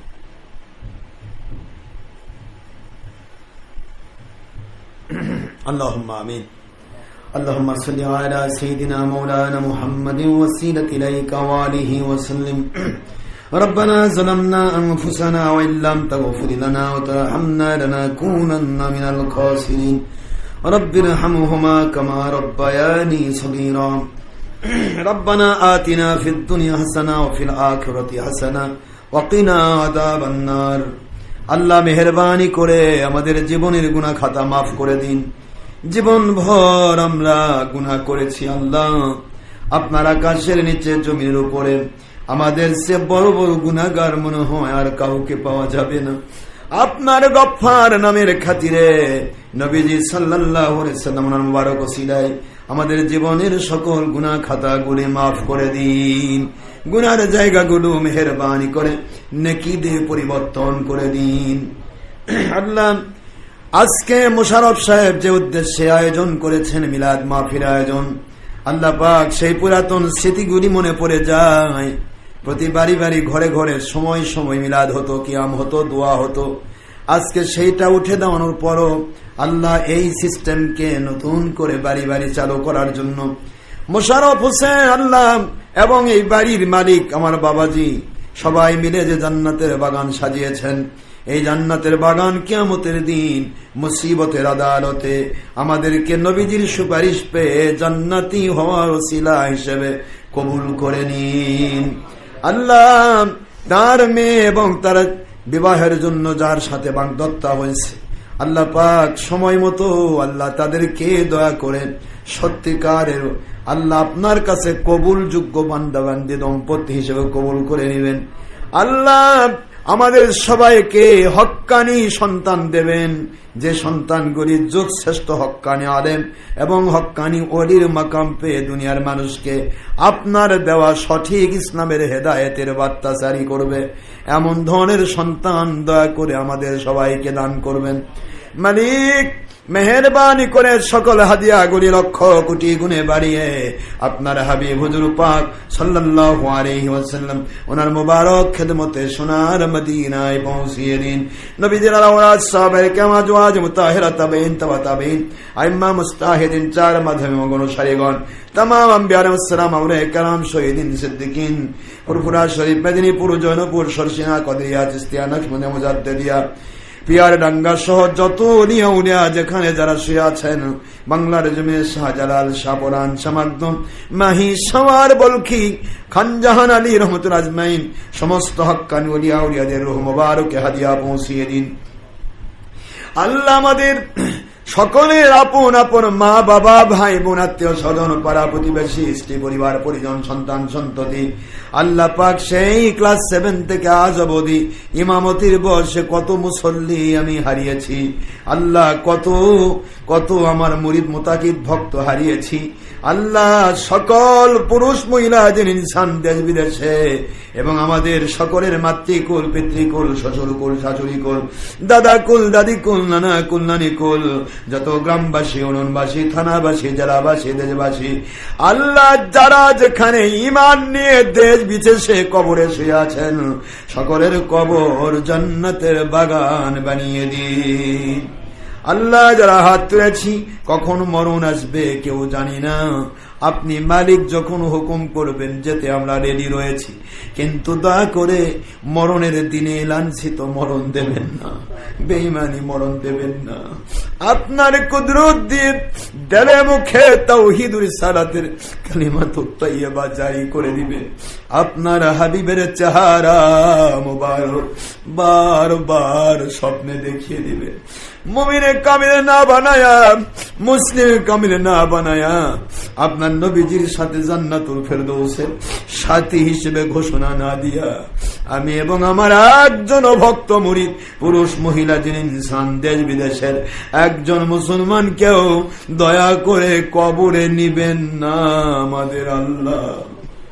আল্লাহ মরণ বড় কঠিন আল্লাহ, দুনিয়াতে কেউ এসে পৃথিবী ছাড়তে চায় না, সকলের মনটাই চায় আরো কিছুদিন থাকি, কিন্তু আমাদের জীবন আল্লাহ এই মুহূর্তে যদি আপনি চান, হাসতে হাসতে আপনার কাছে জীবনটা দিয়ে দিতে রাজি, কিন্তু আপনার সন্তুষ্টির মধ্য দিয়ে মৃত্যু চাই।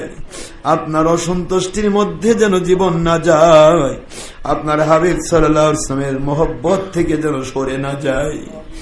আল্লাহ বড় ঘাত আঘাত প্রতিঘাত পেরিয়ে হক পথে চললে, হকের পথে চললে কাঁটা বিছানো পথ, চতুর্দিকে বাধা বিপত্তি, অসংখ্য গণিত মিথ্যা অপবাদ নিয়ে ঘুরতে হয়, তাতে কোনো সমস্যা নাই।